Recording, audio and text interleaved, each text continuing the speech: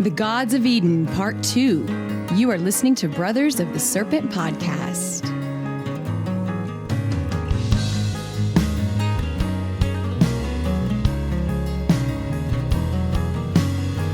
And another flawless intro, ladies and gentlemen, boys and girls, angels and demons, monsters and serpents.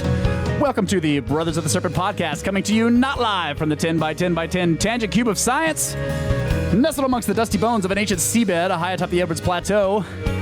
We are getting ready for another dive into the Gods of Eden, as you just heard, and Laura is still in studio with us. We've decided she's probably going to be here for the whole book, right?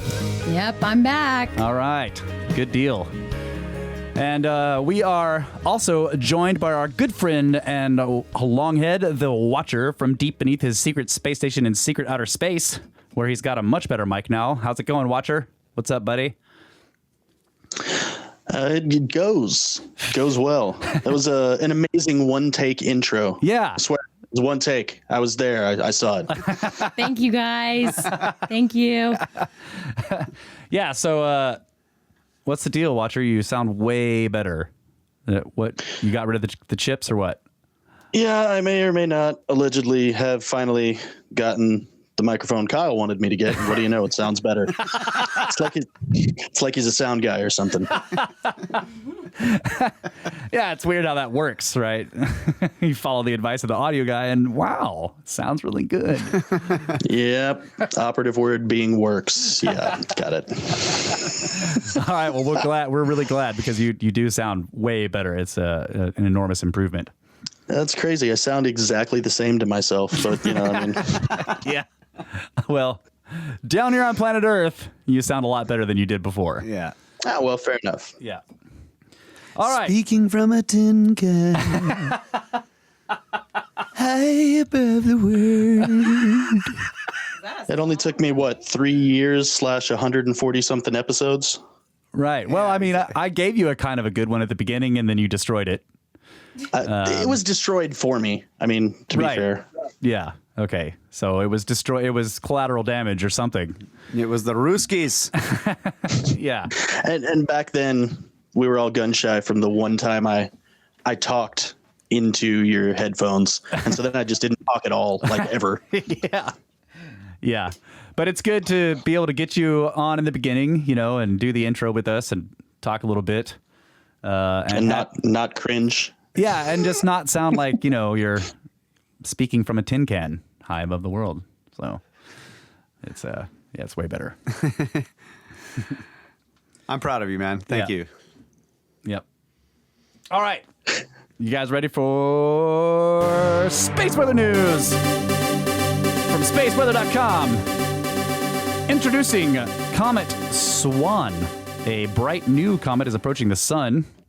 Discovered just a few days ago by the Solar and Heliospheric Observatory, Comet Swan is an easy target for backyard telescopes in the southern hemisphere, and it could become a naked eye object in May. Also, fragments of Comet Atlas race towards the sun. Has Comet Atlas undergone mitosis? Amateur astronomers taking a close look at the comet's core are seeing two nearly identical fragments racing towards the sun. They sent this picture taken in April 14th or 15th from Switzerland's public Mirastellius Observatory. And they say, we used the observatory's 90-centimeter remote-controlled telescope with a very big camera, explains Daerler. We have been monitoring the comet with this large public telescope since early April, and their images show the beginning of Atlas's breakup on April 1st, followed by the increasing fragmentation on April 11th, 14th, and 15th. The fragmentation of Comet Atlas has unfortunately not multiplied its brightness. According to the Comet Observation Database, Comet Atlas has dimmed by 2 magnitudes since the breakup began. The disintegrating nucleus seems to be exhausting its stores of gas and dust very rapidly, and indeed the comet may not survive much longer, so continued monitoring is encouraged. And current conditions right now as we speak, solar wind speed is 308.7 kilometers per second, and the density is 5.6 protons per cubic centimeter. 0 sunspots.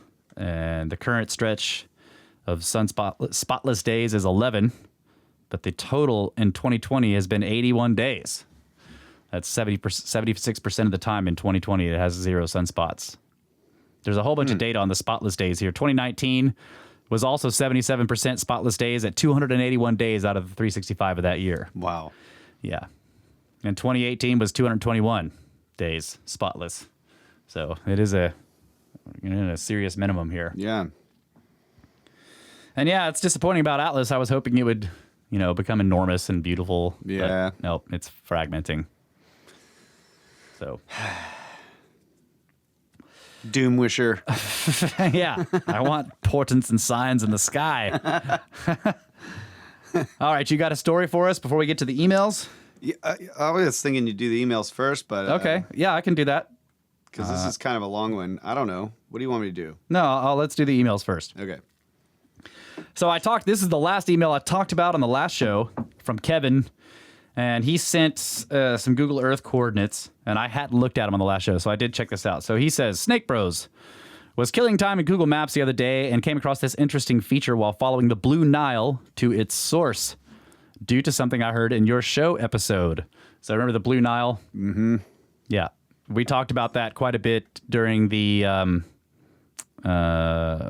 Sign and the Seal episodes, because the people bringing the Ark into Ethiopia followed the Blue Nile.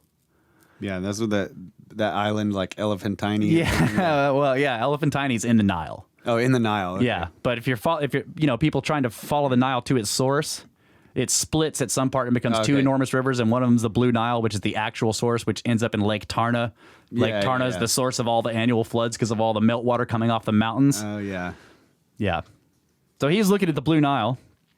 He says, this looks similar to some features I've seen in the Scablands of Washington. Speaking of the Scablands, can't wait to meet you boys out there this September. I am signed up and ready to go. Yes. I did a little preliminary exploring this winter during a work trip to Portland. Took a weekend drive to Dry Falls State Park and the Columbia River Gorge. What an amazing landscape. Even Randall's words can't adequately describe it. Keep up the excellent podcasting and rocking. I own the full $50 Dynasty catalog, at least for what's available on Amazon. So stay safe, snakes, from Kevin. Awesome. Thanks, buddy. Thank you. So, Kevin, I looked at you sent the link in the map, and I checked it out. I can't tell what you're talking about. Maybe there's some pothole features there. Anyway, just, send us more emails explaining what you see, and then I'll take another look. But I looked, and I couldn't tell what you're looking at. Except that I do see that it's an underfit river canyon, which is cool. Yeah. The gorge that it's in is much larger than the river itself. But yeah, let me know what you're specifically looking at in that spot, because I couldn't tell. Maybe the resolution wasn't very high. Okay. Next email called "How Your Tooth Acts as a Radio" from Robert. Tooth? Yeah. Okay. Yeah, one of the early episodes, I was flipping out about how sometimes people's fillings will suddenly start you can hear radio out of their fillings or whatever. And it's like this known strange phenomenon. He says, "Greets! I have been listening to your podcast starting from episode 1. False." This is true. It is false. I am currently listening to episode 35, where you question how a tooth acts as a radio. If your filling is loose and your tooth/filling is just the right size, it becomes what is known as a cat's whisker, which is a crystal detector. He says the tooth or filling will resonate in the audible range.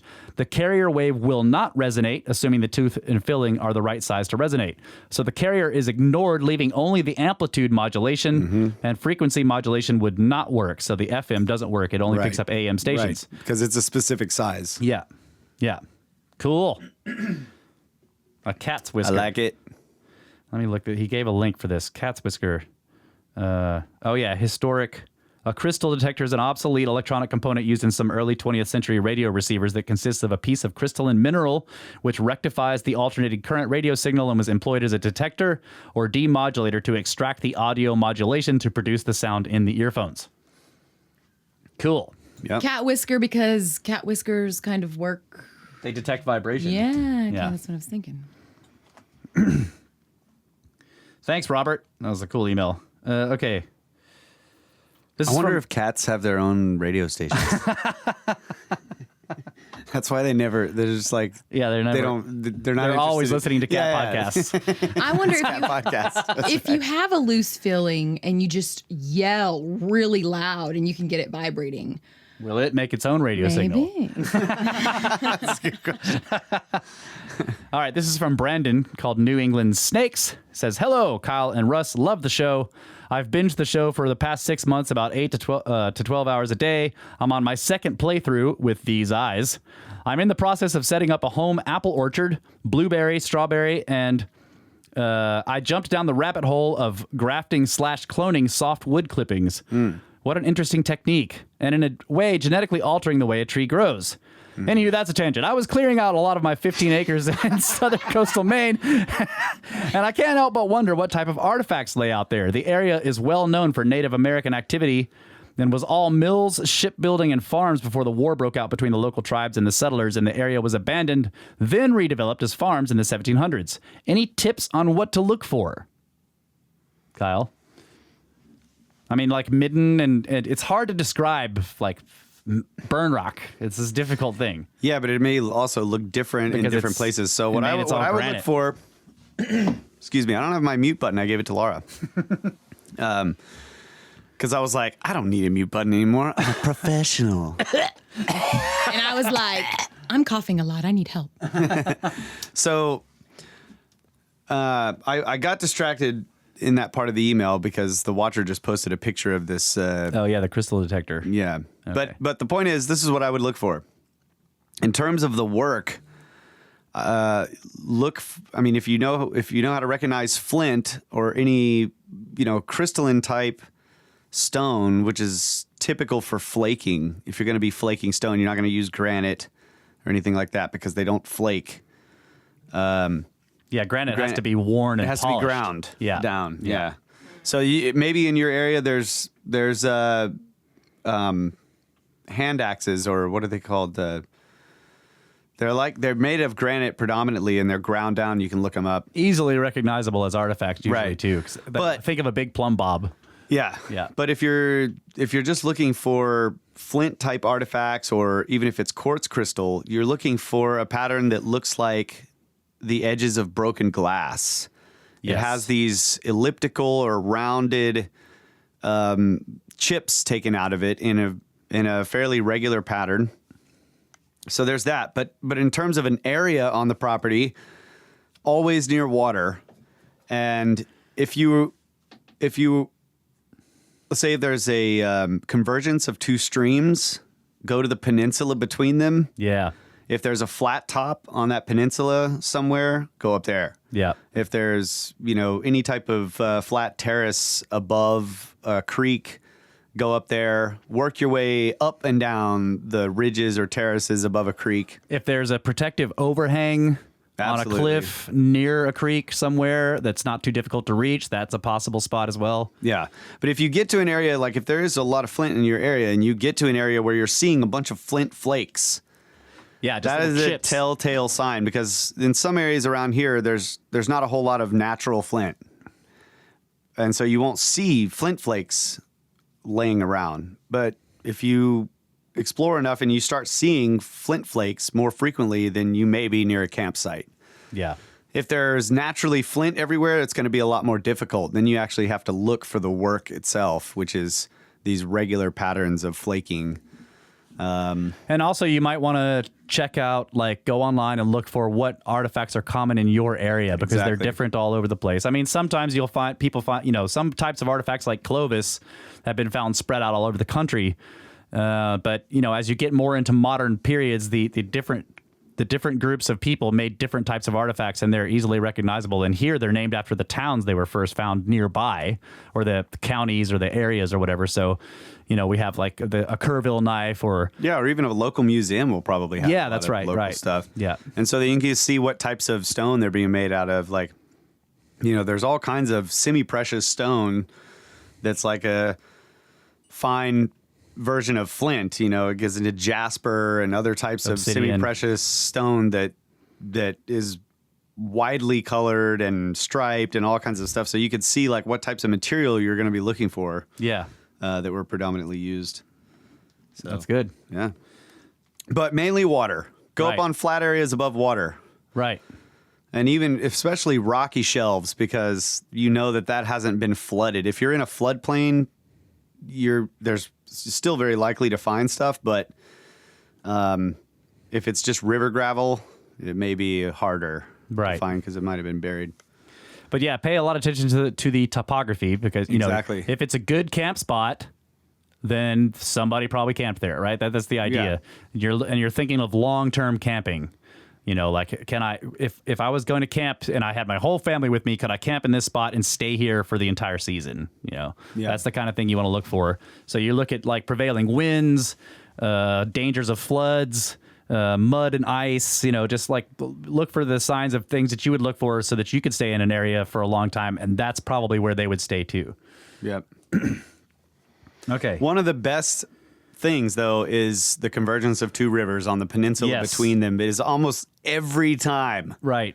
Every time. Or even just two little streams. It doesn't have to be rivers, like, you know, the waterways, creeks, whatever. Almost every single time. Go up on one. And even if it's like, if it's teeing off, you know, in there, you just look at the two, go on top of the two peninsulas, and almost always you'll find stuff. Yeah. Okay, so he's after any tips on what to look for, he says, my wife and I are planning a trip to calendar 1 and 2 this year. Yeah.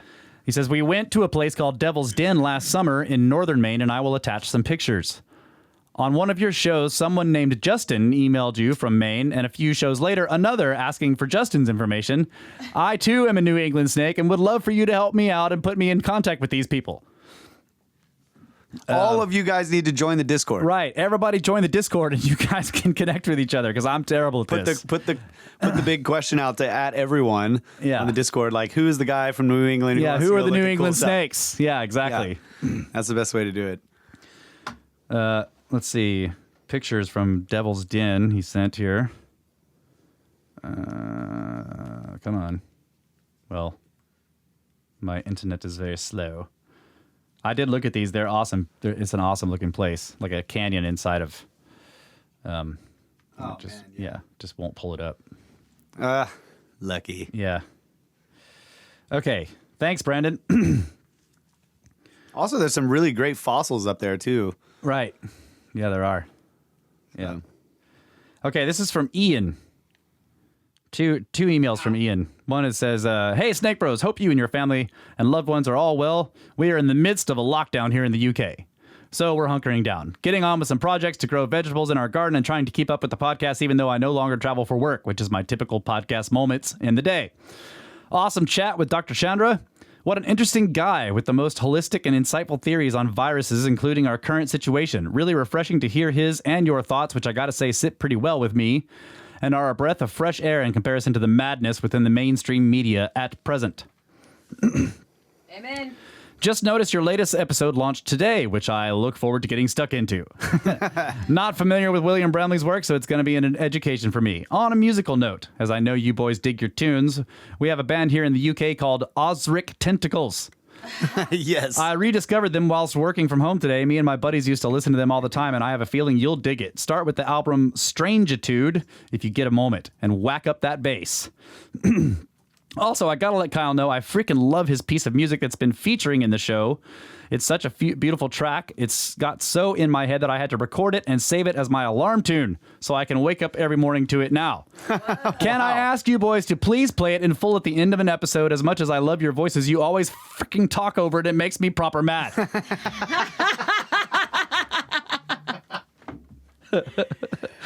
Thanks again. Peace. P.S. I've just come across a solution to me losing my podcast time through lack of travel opportunities. I've just started your latest episode, and I am sitting at my desk listening to you guys instead of writing up my reports. Seems like a satisfactory solution for now. That's awesome. Thank you so much. And the next one, he says, this was sent out like the next day, I think. He says, last night at his bedtime, and after we had uploaded and played the Ancient Egypt Minecraft world, my 8-year-old son, with no prompting from me, asked me, Daddy, what do you think the Egyptians really used the pyramids for? Yes. Today we have started watching the Pyramid Code, and he loved it. He is officially a Snake Bro. Snakes! Peace. Oh, man. Ian, thank you so much. I think he's talking about it's the one with the trumpet, right? That's, That's the song that he's talking about. Yeah, he said it's featuring in the show episode 141 at 1 hour and 37 minutes. So it's the song. We'll check it. Yeah, it's the song you used in the third break. I'm going to have to check it. We'll check it, Ian. I will have no problem playing it in full. And there's actually some fake lyrics to it. Oh, yeah. That's true. We'll play it. But maybe I shouldn't do that because it would be us, me blabbing over top of the music again. Well, we can give him one version and the other, whatever. All right. From Angie. Gods of Eden Sode 1. First, let me say I don't remember who said Laura has the voice of an angel, but I completely agree she should be on a DJ radio show for sure. Second. That's so sweet. Second, thinking about what Bramley said about how we can explain anything using anything, that is so true. Our current model of how the universe works doesn't even explain how the universe works, in my opinion. A lot of crazy stuff happens to most people on pretty much a daily basis that our current model cannot explain. So what do we do? Keep calling everyone crazy or start looking for a different model? Anyways, enough rambling for now. Love you guys. Looking forward to the next episode and much more of Laura's angelic voice. Snakes! Wow. Thank you. I told you. People were saying it. Angie, use punctuation, please. Your but emails Angie, are awesome. Your point was really good. Yeah, all the points are great, but there's just I'm trying to figure out where to stop. Yeah. Okay. Also, the next one she says, also in thinking about all the creation stories worldwide, the god's blood mixed with clay or dirt or mud. Is it possible that those terms could be misinterpreted for something else that may have been mixed with the blood of the gods? I don't know. Just a thought. Yeah, I think so. Like the blood, the clay, the / dirt, mud is biological material. I don't know. Yeah, or it's a metaphor. The clay is a form. Yeah, it's a forming formless clay. Yeah. You use it to form stuff. Exactly. But she could be right though. Yeah. All right, this is from Sean, also titled Gods of Eden. He says, I loved episode 142. One suggestion. How about reading the entire book and discussing along the way? It would take forever, but we all have nothing but time to listen. And you guys rock it. So do it. Sean, I'm okay. I'm kind of reading the whole book right now. I mean, I'm skipping sentences every once in a while. But as we get further and further into the book, I'll skip more and more stuff but the beginning of the book is the most ancient part of the history, and I'm almost reading all of that. I mean, I've skipped a comma here, like a parenthetical there. But as we go further and further in the book, I'll read less and less, and that's because I don't want to read the whole thing. This is this is the Snake Bros abridged version. But thank you, I really appreciate the sentiment. Yeah.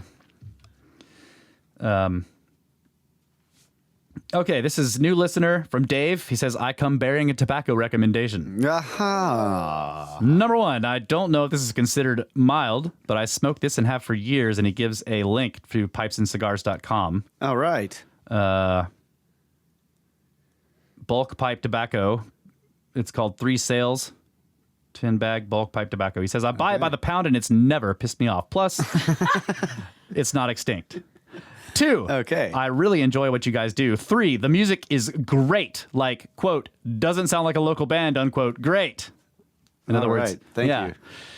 I hope you find success with that. 4, you guys are smart and funny, and I actually enjoy the objectively excessive laughter. It's much more enjoyable than any pretense of gravitas or other similar horse hockey. 5, you guys are, I'm censoring this a little bit. It's great. 5, you guys are helping make quarantine bearable. Thank you. 6, I am not yet a supporter. Sorry. You certainly deserve it. I will try and remember to give you guys some money tomorrow. I found you by way of Randall. You know this, but FFS, the episode ordering stuff going on over there and where to go for which thing is confusing enough that I have just stopped listening for a while in hopes that it will work itself out. You're probably sick of folks complaining about Cosmographia and emails ostensibly about your podcast. That's why I put this at the end. Thanks, Dave. Yeah, Dave, I totally understand. The Cosmographia stuff has gotten confusing. That's because there's reordering happening right now. But you're totally right. It will all work itself out eventually. We're in a transitional period at Cosmographia. Sorry about that. Okay. Ronnie Ronnie says, Submarine Canyon says, "Hey, Snake Bros, really enjoying the podcast. Keep it up. I was thinking about how so many explanations in science and geology seem silly, which Randall seems to elegantly disprove. One thing bothers me, and it has to do with the submarine canyons off of the continental shelf on just about all of the continents. Forgive me if you've already talked about this or if Randall has discussed this. The current idea is that turbidity is the cause of these massive canyons, sometimes miles below the ocean, and cut right into the bedrock from dense sediment-layered waters supplied by rivers. But how could fresh water do this? It seems that only rushing water could cut something that deep, which would mean the seawater would not be there. I would love to hear your thoughts on this. Your fan from the plains of Oklahoma, Snacks!" So, Ronnie, if you're talking about the continental shelf canyons, some of those can be explained because the oceans, like you said, the oceans weren't there. You know, we know that in the Pleistocene, the sea levels were 400 feet lower, and that sometimes will have run the coastlines out farther, hundreds of miles out from where they are now, which means that current river systems could continue to flow along those lines, and they would cut deep canyons into those, especially when the meltwater started to pour through them. So now those canyons are underwater. But if you're talking about actual deep ocean canyons, those are different, like Marianas Trench or these places. Those canyons are harder to explain. I agree. They look like canyons, which are water features on the earth, on the dry land. But how do you have a water feature like that in the deep ocean? Well, one explanation, and I don't know if I've asked Randall about this before, but one explanation is lots of seawater moving in one direction very quickly for some reason or another, like an impact in the water will push an enormous amount of seawater in one direction, and then all that seawater comes flowing back, and you can have these currents that move very quickly. Crustal shift. Yeah, I thought they were like tectonic. Yeah. But some of them look like slot canyons. Right? Yeah. Like a crack that's been developed because of tectonic stuff, and then it's being eroded by water afterwards. Mm-hmm. So yeah, turbidity, movement of the ocean. I don't know. It's a good question. It is a good question. Maybe we will eventually address it on Cosmographia with Randall, possibly. Okay, one more. This is from Logan. It says, "Dear and I've seen Logan commenting on. He's been commenting on the YouTube videos starting at 3. He's like going or 2. He's been working his way, and I've been seeing him come in. So he says, "Dear Snake Bros, not a long-time listener and a first-time emailer, I originally caught you guys on the Where Did the Road Go podcast Missing 411 episode. I decided to check out your podcast due to being highly impressed with your performances. I did a search, and episode 10 was the first one to come up. I listened to it, and by God, I am a believer in love at first listen." The format and content of that episode pulled at my curiosity strings. I instantly went back and searched for episode 1, which is mysteriously missing. So I started with episode 2 and listened to the entire catalog within a couple of months, sometimes 2 to 3 episodes a day.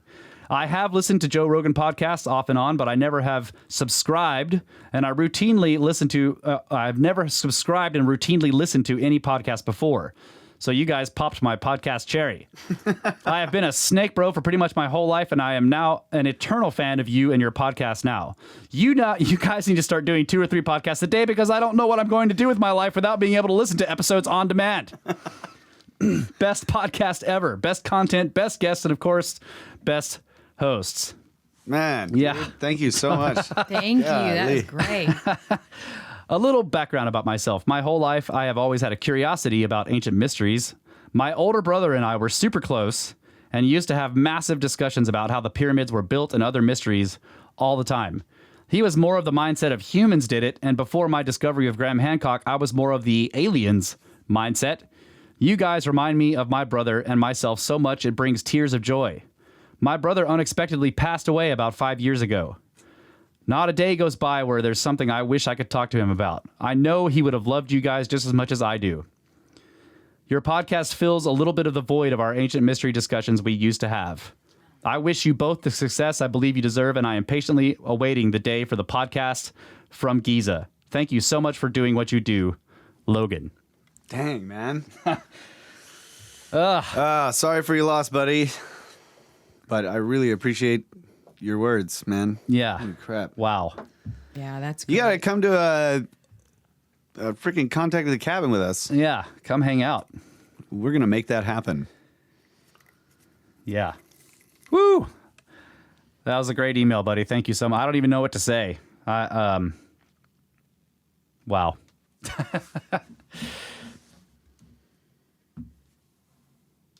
Got me choked up a little bit. Yeah. I gotta admit. That was it's so good to hear from you guys and how much you love the show and the various ways that it becomes a part of your life. So thank you guys so much. We always enjoy the emails. Yeah. That's why I've tried to read as much as I can of them on the show every week. And I know I said this last time, but I live with them and they really do love this. So it's... Yeah, you did say that last time. Yeah. You guys really do. So when I hear those emails, my heart also gets touched. Yeah. Oh, okay. So from the Discord, I was telling people in the Discord that you were going to be there for this show too. And they said, Meltwater says, she makes a great addition. Tell her the snakes encourage her to speak up and share. So there you go. Okay, well, I've been working on it so far. How many times have I spoke up? And how long have we been in here? I got a good record going right now, right? We're still in the first segment. Yeah. But shh, it's fast as 2 hours in podcasting. That's right. All right, so we're done with the emails. We got... Okay, so I have, this is not really a news story. It's an article on Scientific American blog. So blogs.scientificamerican.com. And this is by a gentleman named John Horgan, who I actually think is a really good writer. I've read quite a few of his articles Do you now. have the watcher up here? Sorry. Oh, sorry. Yeah, I moved. What did I do? There he is. So he basically this is the deal. He has after the recent deaths of Freeman Dyson and Philip Anderson and Margaret Burbage, it's stirred up memories of other giants in physics in this guy's mind, and he's decided to post some profiles of these various characters in the hope that readers will find them interesting and relevant to current scientific controversies. So he actually this article is about Fred Hoyle, Sir Fred Hoyle, and he actually interviewed him back in 1992 in his home. So he has some personal experience, and I think this is a kind of an edited excerpt taken from John Horgan's book, the writer. Oh, okay. John Horgan. I think he wrote a book, and this is a part of it. But it's titled "Remembering Big Bang Basher Fred Hoyle." A selective reading of Fred Hoyle's resume might make him appear to be the quintessential scientific insider. Born in 1915, Hoyle studied at the University of Cambridge under physicist and Nobel laureate Paul Dirac. Not sure how to pronounce that. Dirac? Dirac? Yeah. Their partnership worked well, Hoyle once said, since he didn't want to be a mentor and he didn't want a mentor and Dirac didn't want to be one. Hoyle became a lecturer at Cambridge himself in 1945, and he swiftly moved to the forefront of astronomy, showing how nuclear physics could illuminate such celestial phenomena as white dwarfs, red giants, supernovae, and brilliant radio sources that came to be called quasars. In 1953, Hoyle's investigations of how stars generate heavy elements led him to predict the existence of a previously unknown state of the isotope carbon-12. Shortly thereafter, the physicist William Fowler performed experiments that confirmed Hoyle's prediction. Hoyle's work on stellar nucleosynthesis culminated in a 1957 paper written with Fowler and Jeffrey and Margaret Burbage that remains a milestone in modern astrophysics. Even Hoyle's critics think he deserved to share the Nobel Prize that Fowler received in 1983 for this research. Hoyle founded the prestigious Institute of Astronomy at Cambridge in the early 1960s and served as its first director. For these and other achievements, he was knighted in 1972. Yes, Hoyle is Sir Fred. Yet Hoyle's stubborn refusal to accept the Big Bang Theory and his adherence to fringe ideas in other fields made him an outlaw in the field he had helped to create. So I'm pretty sure he's referring to his work with Dr. C on the viruses come from space. Yeah, panspermia, and yes. Yeah. Since 1988, Hoyle has lived in a high-rise apartment building in Bournemouth, a town on England's southern coast. When I visited him there in 1992, his wife Barbara let me in and took me into the living room where I found Hoyle sitting in a chair watching a cricket match on television. He rose and shook my hand without taking his eyes off the match. His wife, gently admonishing him for his rudeness, went over to the TV and turned it off. Dear, now. You must entertain your guest, dear. Only then did Hoyle, as if waking from a spell, turn his full attention to me. I expected him to be odd and embittered, as many mavericks are, but he was, for the most part, quite amiable.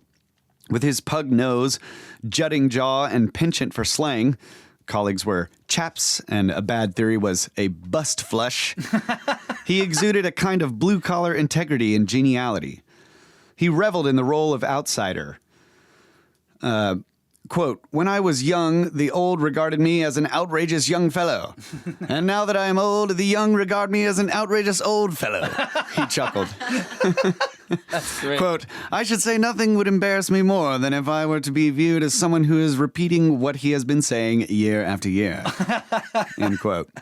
As many astronomers do.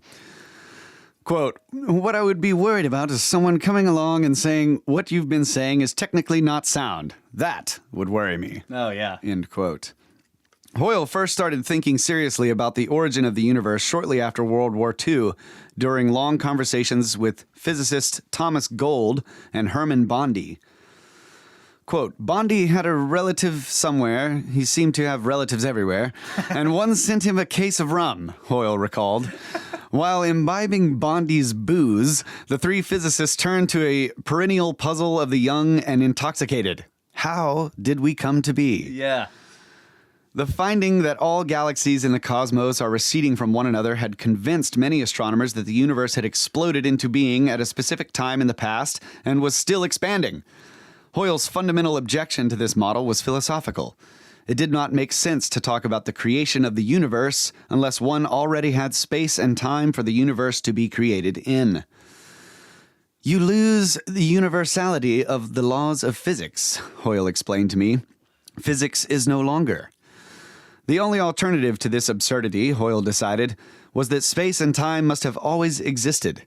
He, Gold, and Bondi thus invented the steady-state theory, which posited that the universe is infinite both in space and time and constantly generates new matter through some still unknown mechanism. Hoyle stopped promoting the steady-state theory after the discovery of the microwave background radiation in the early 1960s. It seemed to provide conclusive evidence for the Big Bang. Theorists had predicted that the Big Bang would produce a microwave afterglow. But his old doubts resurfaced in the 1980s as he watched cosmologists struggle to explain the formation of galaxies and other puzzles. I began to get the sense that there was something seriously wrong. Not only with these new concepts, he said, but with the Big Bang itself. I'm a great believer that if you have to have a correct theory, you show a lot of positive results. It seems to me that they'd gone on for 20 years by 1985, and there wasn't much to show for it. And that couldn't be the case if it was right, Yeah. he said. Amen. Yeah. I concur. Hoyle thus resurrected his old steady-state theory in a new and improved form. Rather than one big bang, he said, there were many little bangs occurring in pre-existing space and time. These little bangs are responsible for light elements and the red shifts of galaxies. As for the cosmic microwave background, Hoyle's best guess was that it is radiation emitted by some sort of metallic interstellar dust. Hoyle acknowledged that his quasi-steady-state theory, which in effect replaces one big miracle with many little ones, is far from perfect.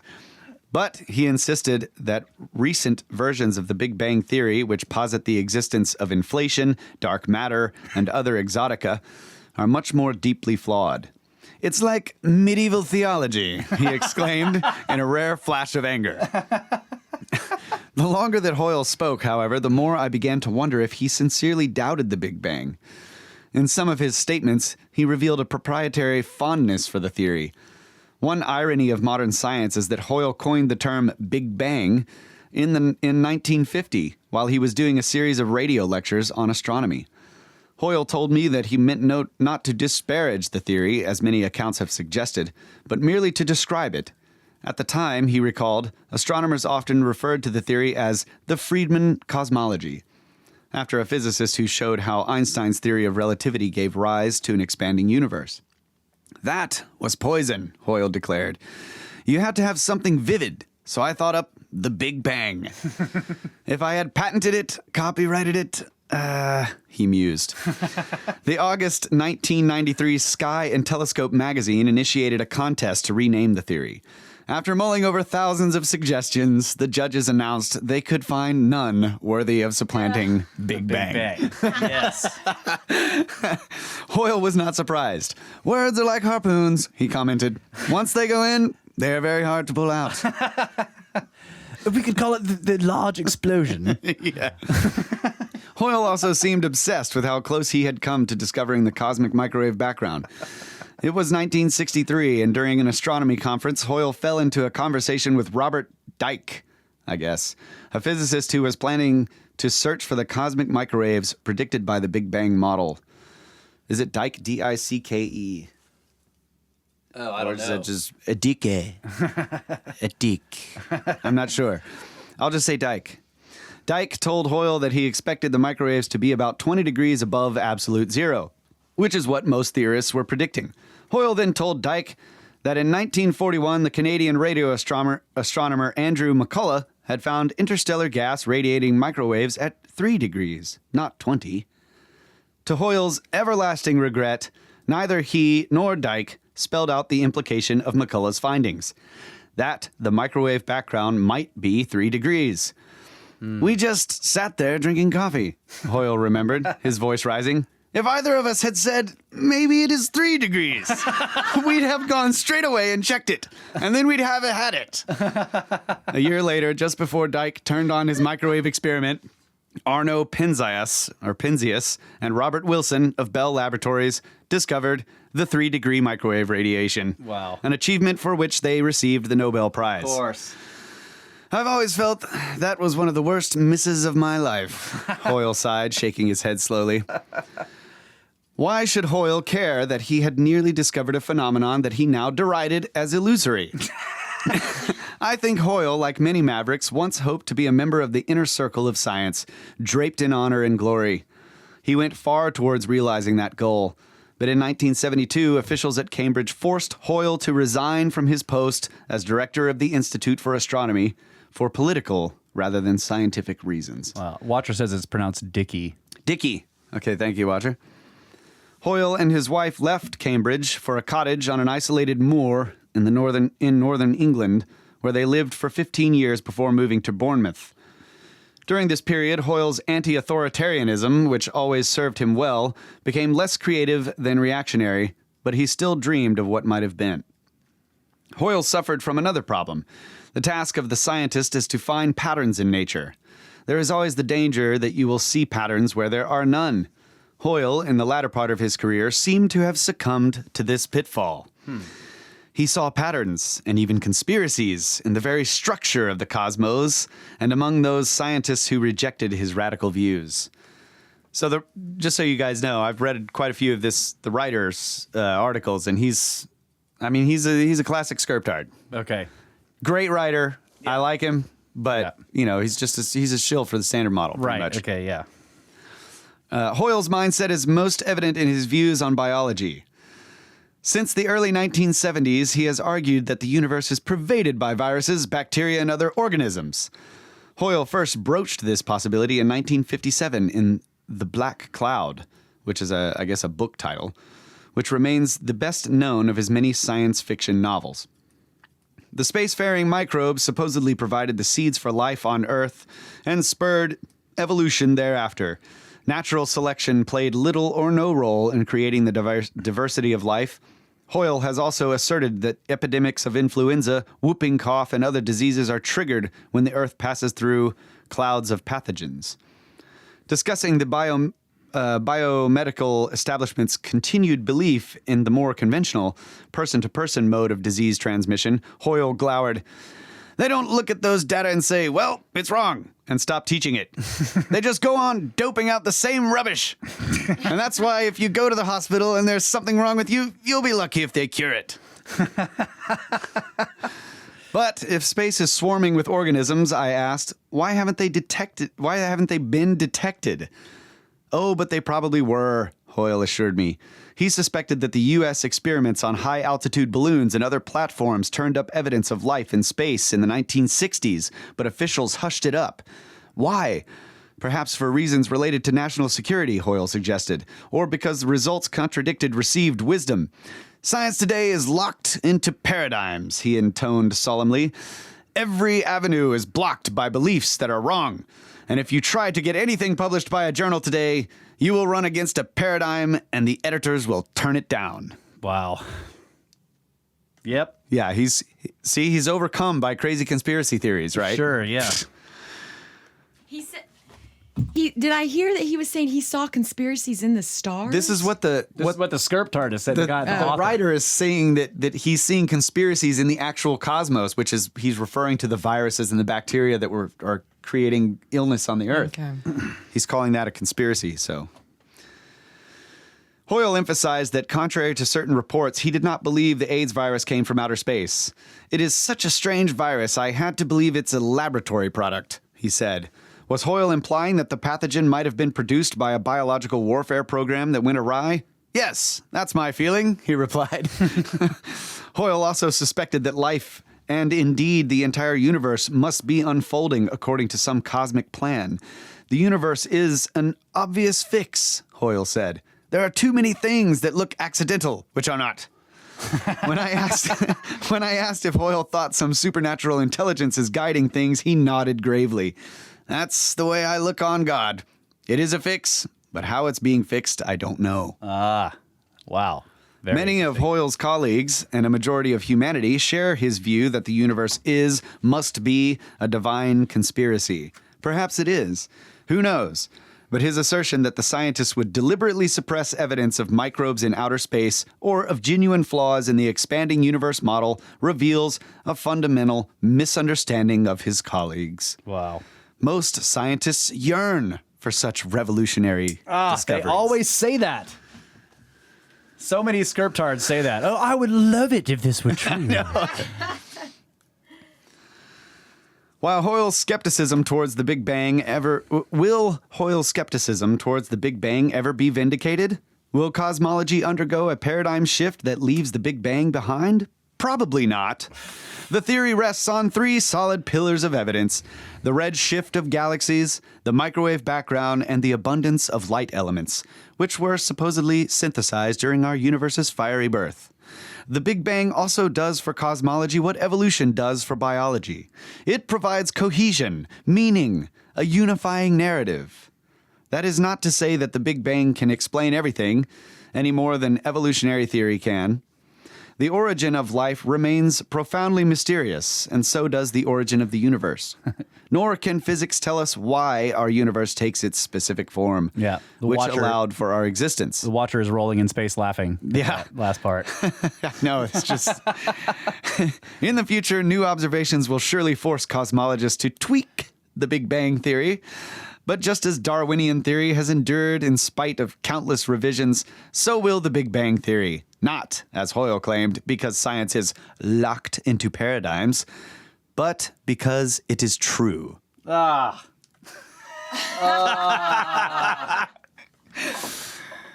Spoken like someone locked in a paradigm. I know, God. It's great. The guy's a great writer, though. Yeah. Very good. A very good author. Excellent article. He has a really good one on Freeman Dyson, too, so go check it out. It's, once again, Scientific American blog. So, and the writer's name is John Horgan. Excellent. Well, that was a good first segment. All right. Time to take a break and find out what song that guy was talking about. Thanks, everybody. Yeah. Snakes!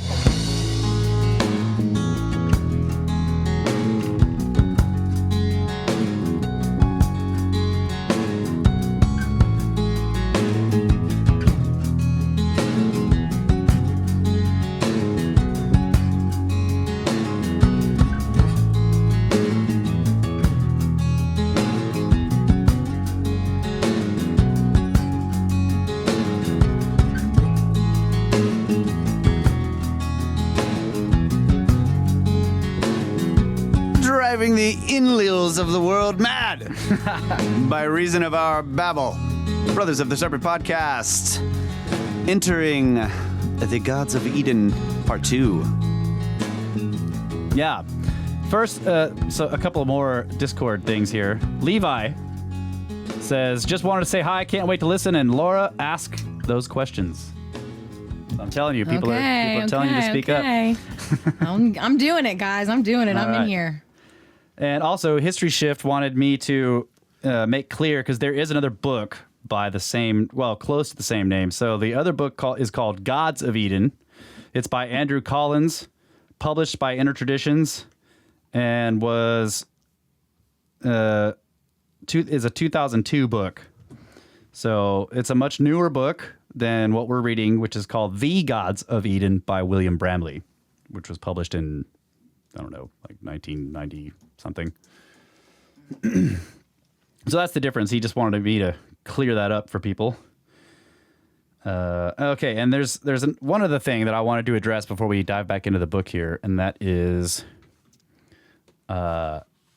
some people had commented on in the beginning part of the book, what he called the orientation section, where he went through the UFOs truth or fiction, where he basically, does this thing where he gives these what I called scriptard arguments, and then he addresses them. Some people were saying that, like, that books shouldn't front load their arguments like that they should just let the evidence stand for itself. And I agree with that normally, but remember that this is not a book about UFOs. So I think that's the difference here. It's not like he can let evidence stand for itself, because he's not giving evidence of UFOs. Yeah, I see what you're saying. So what he's trying to do, what he's saying is, he's like, look, I went through this research that I'm about to outline for you and what I came up on. And I think he's making some assumptions about whether or not these are aliens. Okay. In my personal opinion, they don't have to be aliens. Maybe they could be. The custodians could be aliens, or they could also be something else. I don't know. But the point I think here is that, this isn't necessarily front-loading arguments in the book. He's trying to address what he saw as, because he's starting out saying, look, I found UFOs where I didn't want to find them. And what he means by UFOs is he found evidence of some non-human influence. Right. Yeah. But then he's also like, he knows that there's this huge controversy over UFOs. So he wanted to address some of the common arguments in the beginning of the book so he can kind of get that out of the way. And what he was trying to do there was not say evidence that he's not trying to say UFOs are totally real. He's just trying to say, look, all these arguments are complete bullshit, basically. Yeah. He's like, they're fallacious in the. That's what I thought. Part. That's the feeling I got, was that he was listing their arguments. Right. And saying these are fallacious arguments. Yeah. Yeah. So I think that he does let the evidence speak for itself, but his evidence isn't about UFOs. That's right. And that's why he was trying to address that at the beginning. It was like the entrance to the path that led him to change the whole paradigm. Yeah, exactly. And like he said, he quit researching this twice in disgust because of this problem. Right? I totally took that whole part as this was like the way. So he originally thought UFOs, aliens, this, whatever, all of that stuff's total BS. Yeah. Total script art. Yeah. And then when he was forced to look at it, he realized all this other stuff. So then when he's writing the book, he's like, okay, look, guys, because he's talking to the other scriptards out there. Yeah. Yeah, He's exactly. not talking to, yeah. I totally agree with that. Yeah. He's trying to address people who have never looked at the UFO problem because they're interested in ancient history, not necessarily UFO mysteries. Because that's what his book is about. It's about ancient mysteries, not UFO stuff. So I think that's I just wanted to address that. And I think Karen's Seraph on YouTube said it the most eloquently about, she brought this problem up, and I was like, yeah, this needs to be addressed, because I agree with her that normally, if a book is going to be about UFOs, it shouldn't start out by saying, well, here's why all these arguments are wrong. Just like give you the evidence, right? I totally agree with that. But in this case, I think we make an exception because that's not what his book is about. So, yeah. All right. Watcher said, let's go. Watcher says first printing of The Gods of Eden by Bramley was in 1989. Right. Not in the 90s. So, okay. So the last thing I read, I got a mic shadow on my book here. The last thing I read was, And my mic is not staying turned. What am I going to do about this? Oh, you got to tighten this up. Oh, okay. Bro, what's wrong with you? Only have one hand. Okay. What happened to your other hand? It's holding this book. The last thing I read was about Ea, the Garden of Eden. Ea, who was also symbolized as a snake, was banished to Earth and was extensively villainized by his opponents to ensure that he could never again secure a widespread following among human beings. And Ea's title was changed from Prince of Earth to Prince of Darkness. That was the last bit that I read. Okay, so this is not to say that Ea was actually portrayed by ancient Sumerians as a saint. He was not. He was described in Mesopotamian texts with distinct character flaws. If Ea was a real person, then he appears to have been a genius who could get things done, but who often was careless about anticipating the consequences of how he went about accomplishing his goals. It's classic genius right there.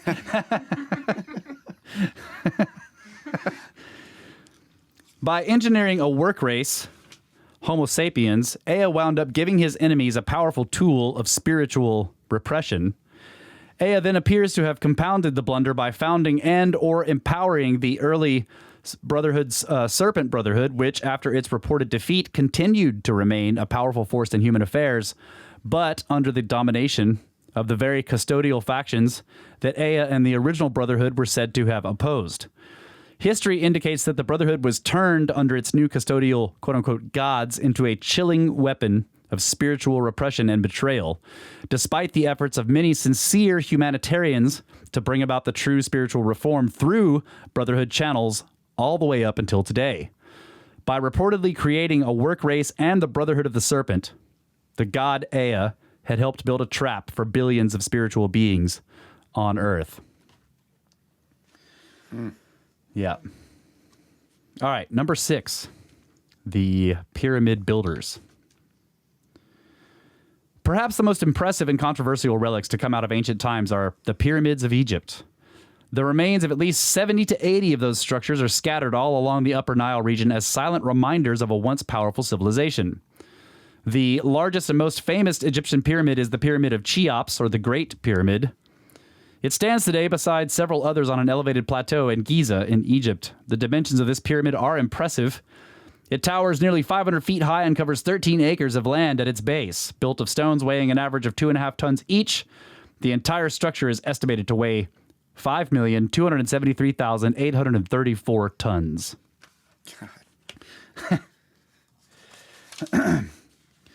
Perhaps the greatest mystery surrounding the Great Pyramid was its purpose. Most pyramids are thought to have been burial tombs, but history tells us that the Great Pyramid was employed for other purposes as well. For example, some of its inner chambers had been used for mystical and religious rites. Yet a third and infinitely more practical use can also be found. The Great Pyramid is an excellent marker for aerial navigation.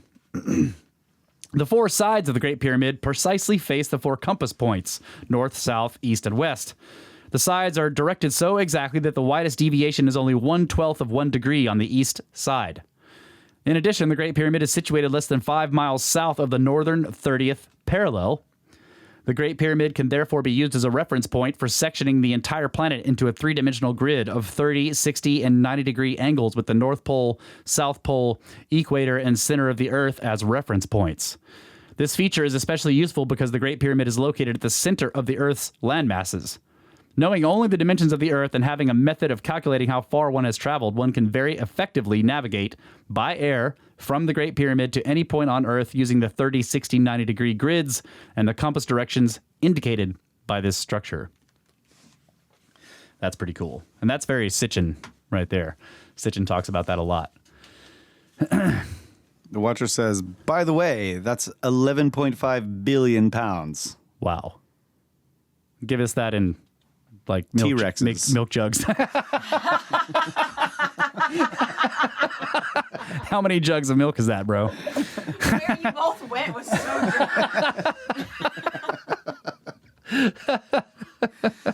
good. The unique characteristics of the pyramid at Giza raise an interesting question about these monuments. Since they serve an aerial navigation function so well, were they built at least partially for this purpose? If they were, who could possibly have had use for them in 2000 BC? A possible clue to the riddle may lie on the moon. On November 22nd in 1966, the Washington Post ran a front-page headline proclaiming, quote, 6 mysterious statuesque shadows photographed on the moon by orbiter, unquote. This is the there's like the Blair Cuspids. Yeah. Yeah. The Post story, which was picked up later by the Los Angeles Times, described a lunar photograph snapped 2 days earlier by U.S. space probe Orbiter 2 as it passed 20 to 30 miles above the moon's surface. The photograph seems to reveal 6 spires arranged in a purposeful geometrical pattern inside a small portion of the Sea of Tranquility. The pointedness of the lunar object's shadows indicates that they are all either cone or pyramid shaped. Although the official NASA press release mentioned nothing unusual about this photograph, other people found the picture remarkable. Dr. William Blair of the Boeing Institute of Biotechnology stated, quote, if these cuspids really were the result of some geophysical event, it would be natural to expect to see them distributed at random. As a result, the triangulation would be scalene, or 3 unequal sides of a triangle, or irregular, whereas those concerning the lunar object lead to a bacillary system with coordinates x, y, and z to the right angle, 6 isosceles triangles, and 2 axes consisting of 3 points each. In other words, they're very regular. By the way, he says it's 1,337,209,302.3 jugs of milk. That would be less T-Rexes. Yeah, 170 T-Rexes. The T-Rexes are coming. Yeah. Yeah. Oh, here it is. 370,967.74 T-Rexes. Wow, 371,000 T-Rexes. That's a big structure. Yeah. In the Argosy magazine, Soviet space engineer Alexander Abramov went a step further by stating, quote, the distribution of these lunar objects is similar to the plan of the Egyptian pyramids constructed by the pharaohs Cheops, Chephren, and Menkaure at Giza, near Cairo. The centers of the pyramids of this lunar abaka, or arrangement, are arranged in precisely the same way as the apices, or the tips, of the 3 Great Pyramids. Huh. Did not know that. I should have read that in a Russian accent. The distribution of these lunar objects is similar to the plan of the Egyptian pyramids. That's good. Assuming Drs. Blair and Abramov have not grievously miscalculated, it appears that some of the pyramids of Earth may be a part of a permanent marking system that extends to more than one planet of our solar system. This system may even extend to Mars. Pyramid-like objects have been photographed on the Martian surface. Pictures snapped by the U.S. Viking mission in 1976 show the Martian region of Cydonia to contain possible pyramid-like objects and what appears to be a huge sculpted face nearby, staring skywards. It is easy to argue that the Martian pyramids and face are natural formations, not unlike some of those found on Earth. However, 1 and possibly 2 other faces have been discovered elsewhere on Mars with strikingly similar features, such as the helmet and the cheek notches and an indentation above the right eye. Perhaps equally interesting is the fact that one pyramid in Cydonia has a side pointing due north towards the Martian spin axis. Is this alignment by chance? Or is there a connection to the Great Pyramid of Giza, which is also aligned according to precise compass directions? Cardinal directions. Yeah, that's right, cardinal. And he says for an interesting scientific evaluation of the Martian objects, he recommends Unusual Martian Surface Features by Vincent DiPietro, Greg Molinar, and John Brandenburg. It is published by Mars Research. And I do agree, Dr. John Brandenburg has done some excellent work on Mars. He's the one that thinks that Mars there's evidence that Mars was bombed in the past because of the Xenon 129 or something like that, isotope there. Okay. So he says, it is, of course, possible that the objects on the moon and Mars will prove to be just rock formations after all. Available photographs seem inadequate to establish the formations as artificial. If they are artificial, it is clear from the photographs that they have undergone a fair degree of erosion. Only a closer look during future missions to the moon and Mars will resolve this controversy. The objects are certainly worth closer investigation because the moon has hosted UFO phenomena for centuries, including inside the Sea of Tranquility.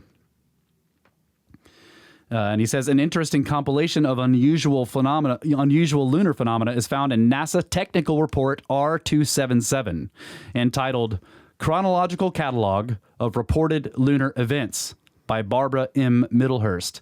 It briefly lists 579 unusual lunar sightings considered to be reliable, beginning in the year 1540 and ending in 1967, and is currently available from the Sourcebook Project. Wow. Yeah. We should do an episode on that. I know, right? Oh my God. And I'm sure Jeff can get some of these in the library too.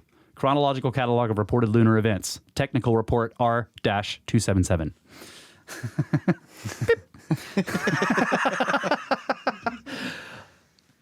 Like the ancient Mesopotamians, the early ancient Egyptians claimed to be living under the rule of human-like extraterrestrial gods. The Egyptians wrote that their gods traveled into the heavens in flying boats. These boats were later mythologized to explain the movements of the sun.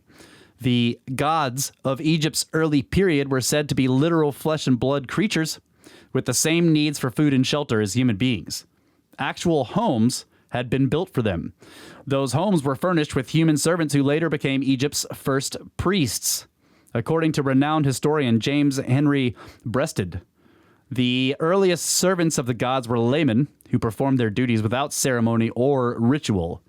Their jobs consisted simply of providing the gods with, quote, those things which formed the necessities and luxuries of an Egyptian of wealth and rank at the time: plentiful food and drink, fine clothing, music, and dance, unquote.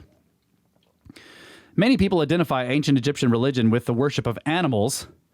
This type of veneration was unknown during the early period of the Egyptian civilization. According to Professor Breasted, the hawk, for example, was the sacred animal of the sun god, and as such, a living hawk might have had a place in the temple where he was fed and kindly treated, as any such pet might be, but he was not worshipped, nor was he the object of an elaborate ritual, as he was later. So that's interesting. The rituals were built up over time, I guess, is what he's saying. Mm-hmm. The records of ancient Egypt have given us many clues as to who might have had a use for a permanent marking system to navigate various planets of our solar system, the custodial society. The first pyramid of Egypt was designed by Imhotep, prime minister to Egyptian king Djoser Neterket. Imhotep was said to be the son of Egypt's most important custodial god during his day. Ptah, is that how you say that? The Ptah? I've never known how to pronounce it. Yeah. Ptah.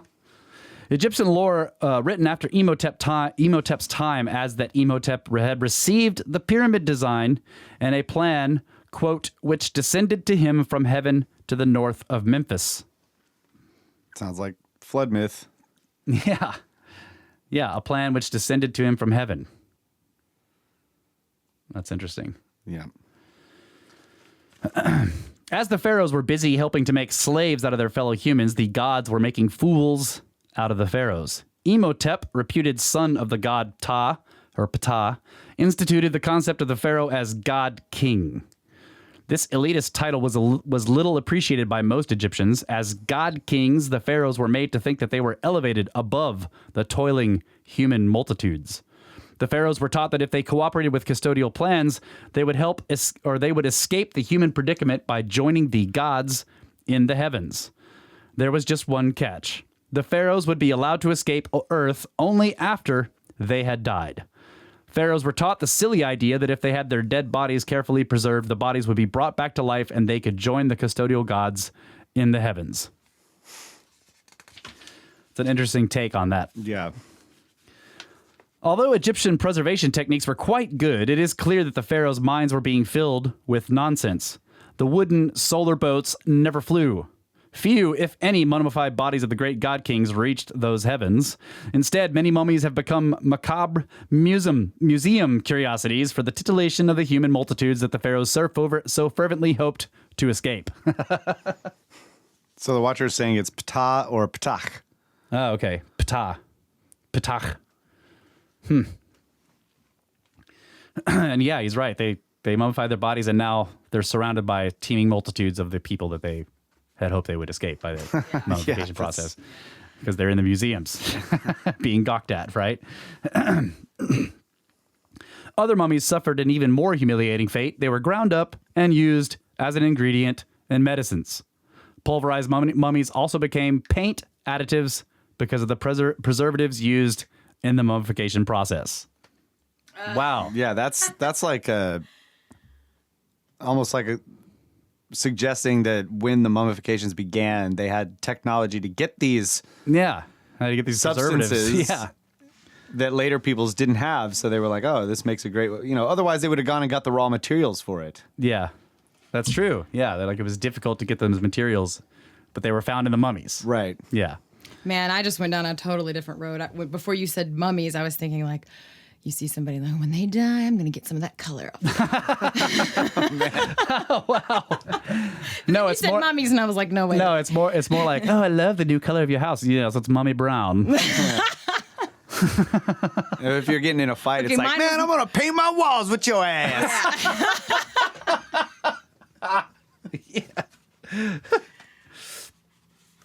Okay, where was I at here? The puzzle is why the pharaohs believed this cruel joke which had been perpetrated on them. Some historians suggested that mummification was an attempt to imitate the life cycle of the butterfly. Others believed that the pharaohs wanted to maintain their wealth and position in their next lifetimes and therefore desired to be resurrected in the same bodies. One UFO writer has suggested that they were striving to duplicate body preservation techniques used by Egypt's technologically advanced gods. Ancient Egyptian records, however, reveal an even more compelling reason why the pharaohs mummified themselves. Spiritual knowledge had been twisted. Ancient Egyptians believed in a soul or self as an entity completely separate from the person, meaning the body. Egyptians labeled one such spiritual entity the Ka.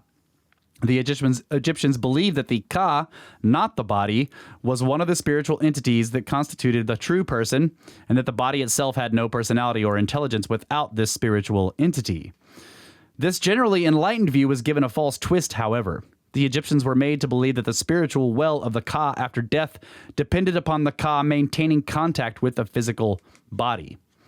According to historian Fakhri, the Egyptian wanted his Ka to be able to recognize its body after death and to be united with it. For this reason, he felt that it was very important to have the body preserved. This is why Egyptians mummified their bodies and excelled in embalming them. And the pharaohs went a step further. Mr. Fakhri explains, quote, "The Egyptians also made statues and placed them in tombs and temples to act as substitutes for the body if it should perish," unquote. These practices had a devastating impact on spiritual understanding. They caused people to wrongly equate spiritual wholeness with spiritual attachment to human bodies, or to body substitutes.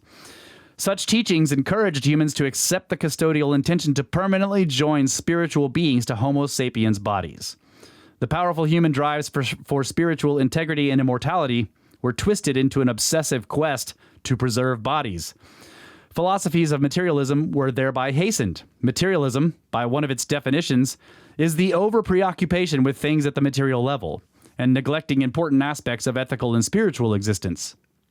This often leads to the second definition of materialism, the belief that everything, including thought and emotion, can be explained entirely by movements and changes in physical matter. Although the Egyptians had not embraced the latter definition as a philosophy of life, they had helped move the world a step in that direction. The derailment of spiritual knowledge in Egypt was caused by the corruption of the Brotherhood of the Serpent, to which the pharaohs and the priests belonged. What's the deal with wanting your same body back? I mean, I would think you'd want to like restart, get a fresh suit. Yeah, I don't know.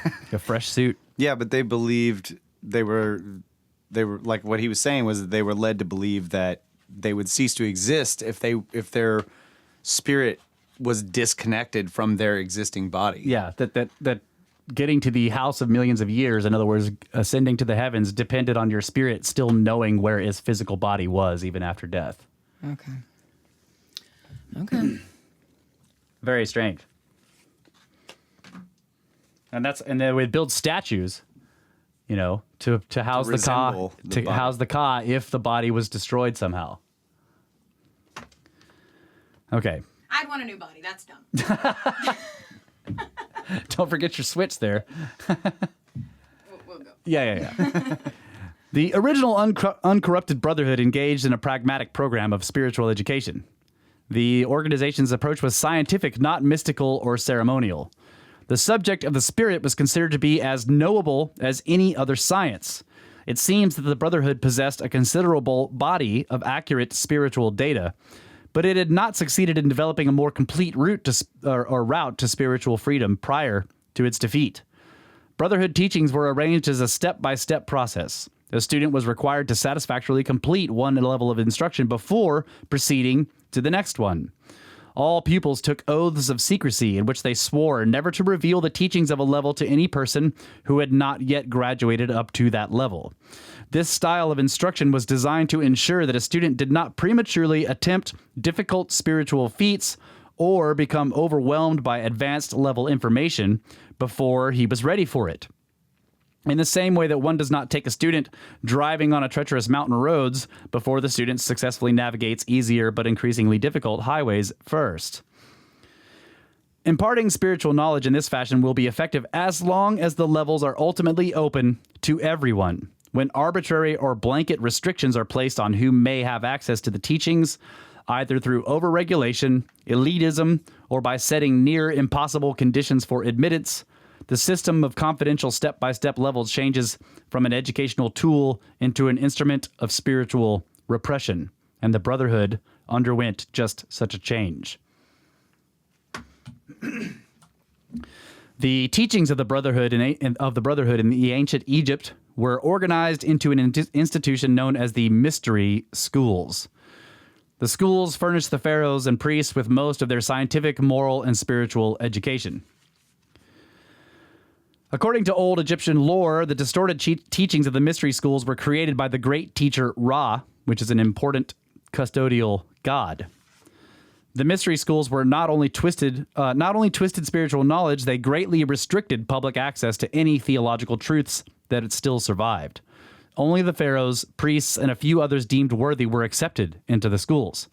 Initiates were required to take solemn vows never to reveal to any outsiders the secret wisdom they were taught. Students were threatened with dire consequences if they broke this vow. These restrictions were reportedly established to prevent misuse of high-level knowledge by those who might degrade that knowledge or use it harmfully. While this is a legitimate reason to develop safeguards, the restrictions imposed by the mystery schools went far beyond simple security. Entire social and occupational groups were denied membership. The vast majority of the human population had no hope of entering the schools. Their access to any surviving spiritual knowledge was therefore severely limited. The biblical revolving sword preventing access to the tree of knowledge was being put in place by those who ran these schools. That's a good analogy. Yeah.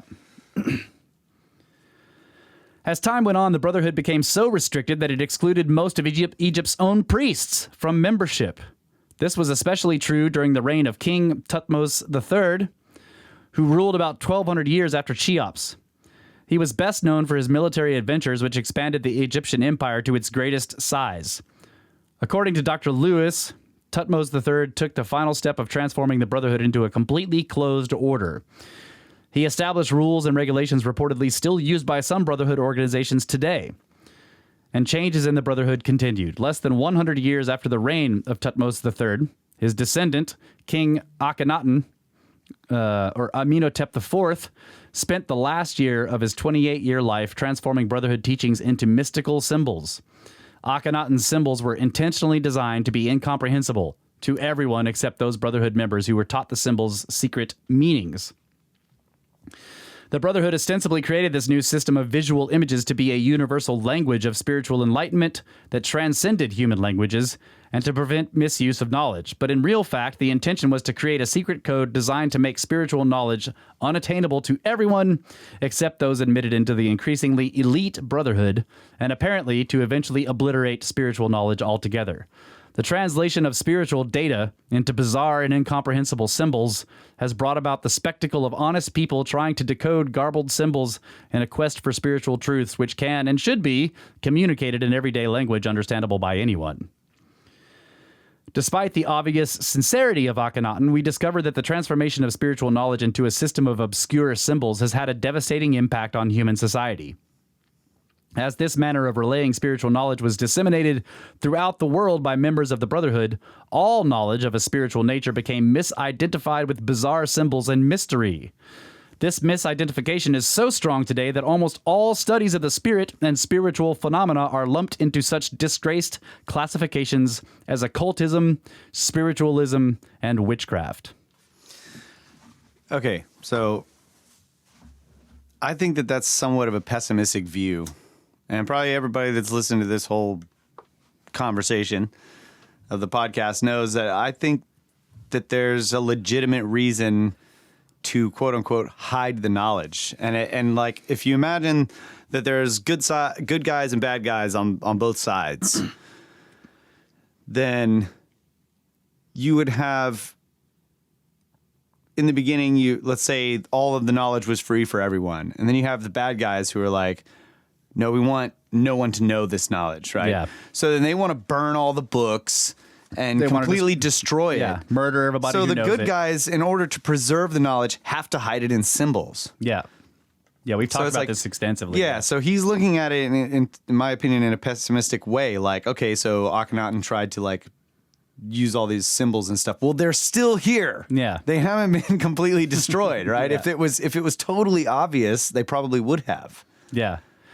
Yeah, it's kind of, okay, so it's maybe a one-dimensional, or, you know, it's not complex. His view is not complex enough because he's saying, look, there's this custodial force that is trying to keep everybody down.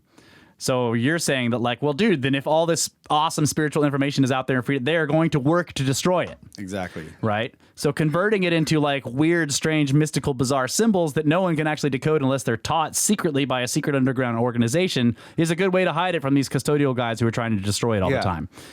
So, yeah, there's two ways to look at it. I completely agree. Right. Because I was of the same mind, like in the beginning, like, going why down do this they do rabbit hole. this? It's like, why is it all hidden?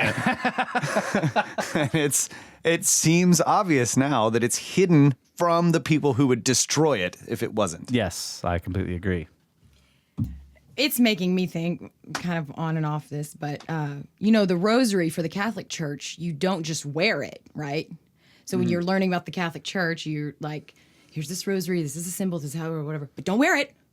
Yeah. Don't wear it on your neck. Don't let Right, anyone it's not- see it. Yeah. You hide it, yeah. You know? It's a string of symbols just for you, right? Yeah. That help you remember certain rituals or whatever. But maybe that's because if everybody was wearing them, we'd all be targets. It could be. So they're like, here it is. It's really important. Or that's- Shh, shh, shh, keep it in your pocket. Keep it in your pocket. Or that's a remnant of that type of Yeah. problem. Right.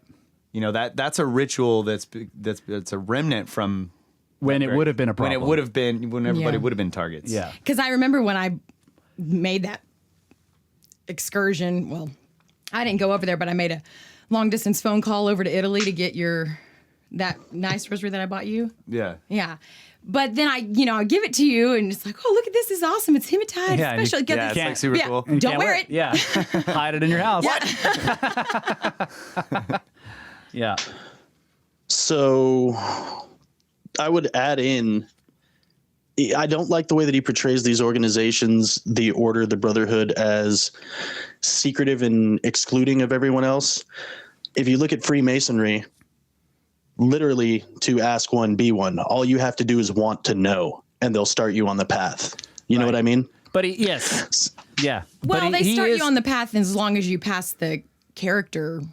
Yeah, you Right. do have to pass tests. But he is right also that in Egypt, the priesthood got pretty elitist, you know. He just says that over time it became more and more, it excluded everybody. And when he goes into Hinduism and stuff, we're talking about how the spiritual knowledge that the Brotherhood still contained, even though it was being corrupted, kept being pushed farther and farther away from everyday normal people, you know. But I thought of the enough. Masons too, Brett, while he was reading some Yeah, of this part. I do too. Same here. Yeah. I wonder what Randall would have to say about some of this stuff. Yeah. See, And- now I feel like I have a bias. He would say that it's very interesting. Yeah, it's not. Oh, that's very interesting. Yeah, I would say that's not completely inaccurate. Yeah, I have a bias now about the Masons because of Randall. Like, Yeah. I'm. But Randall's exemplary. Like, I don't think that. I know, but it's hard for me to think that. It's like hard for me to think that the organization itself has like any kind of nefarious roots or purpose because someone of his character would be so involved and he reveres it. Yeah. But Bramley is constantly pointing out that there are always strains of very awesome and humanitarian people within these Brotherhood networks throughout history. Yeah, I mean, there's going to be corruption. There's going to be bad things in every human endeavor. And every, but... Yeah. Okay. We got to take. Yeah, we got to take a break. Yeah. Good, because I lost my spot. No appropriate. And I was going to say something really quick before the break. Even though the Watcher's words are up there, I forgot that he was with us for a second. I know. I was like, who the hell? Yeah, I is went that? to go take a sip of my coffee, and there he was in my ear, and I was like, oh yeah. But yeah, I thanks for speaking up, Watcher. That was good. Now shut up. Yeah. Snacks.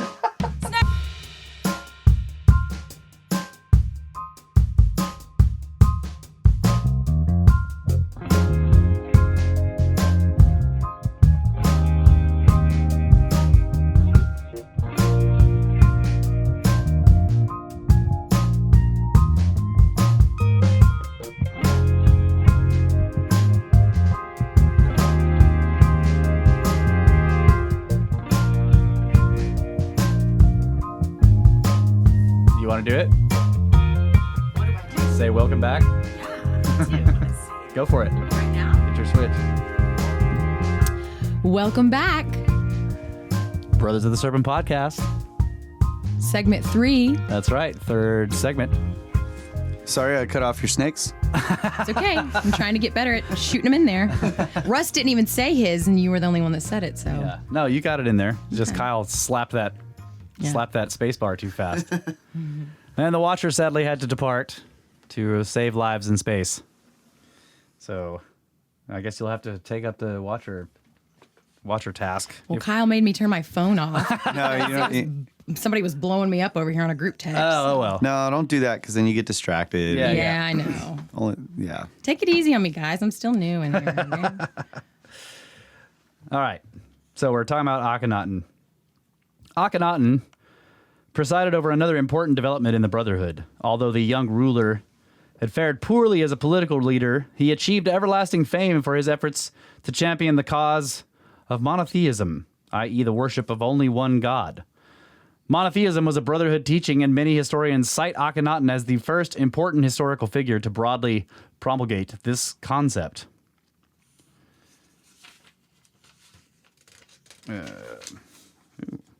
So, Brotherhood monotheism was another piece of the biblical revolving sword to prevent access to spiritual knowledge. It also allowed the custodians to greatly elevate their own status. As part of the new monotheism, the Brotherhood began to teach the fiction that members of the custodial race were the physical manifestations of a supreme being.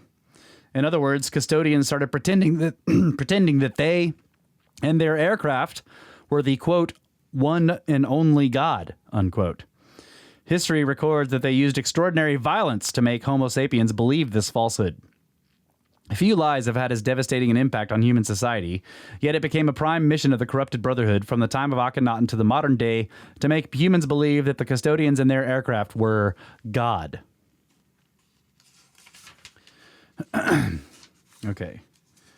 So now we're going to Chapter 7, Jehovah. Old Testament descriptions of Jehovah have provided a field day for UFO writers, and for good reason. Jehovah traveled through the sky in what appears to have been a noisy, smoking aircraft. A biblical description of Jehovah landing on a mountaintop describes him this way. Quote, "There were thunders and lightnings, and a thick cloud upon the mount, and the sound of the trumpet was exceedingly loud, and all of the people that were in the camp trembled. And Moses brought the people out of the camp to meet with God, and they stood at the lower part of the mountain. And Mount Sinai was altogether covered with smoke because the Lord descended upon it in fire.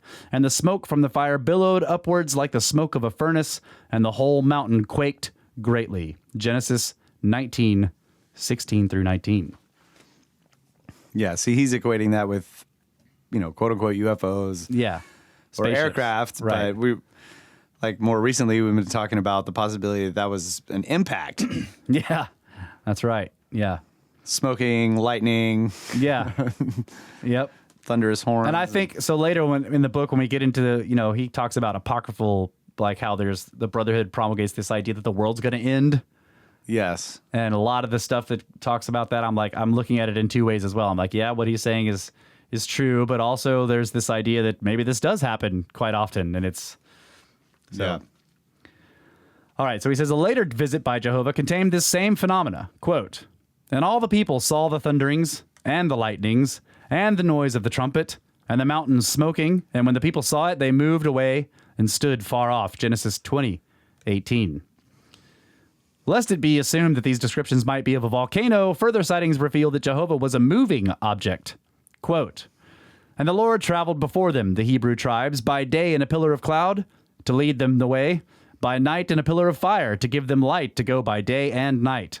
He took not away the pillar of the cloud by day, or the pillar of fire by night, from in front of the people. Exodus 13:21 through 22. Comet.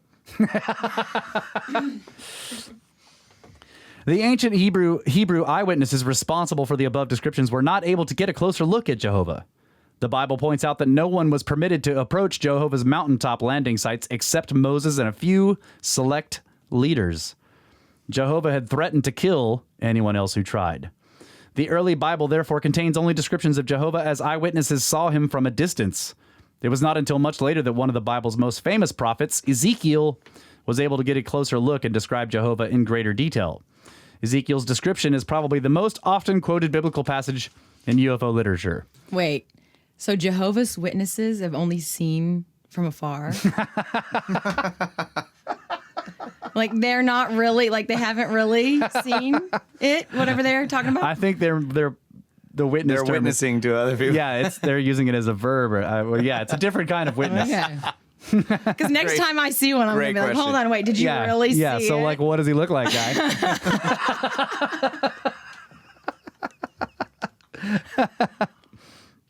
Ezekiel's detailed account of strange aerial objects has created speculation of such intensity that even one Bible publisher, Tyndale House, prefaced its introduction to the book of Ezekiel with the title, quote, Dry Bones and Flying Saucers? Question mark. At the risk of boring some readers with yet another repetition of Ezekiel's famous words, I reproduce them here for the benefit of those who are not familiar with them.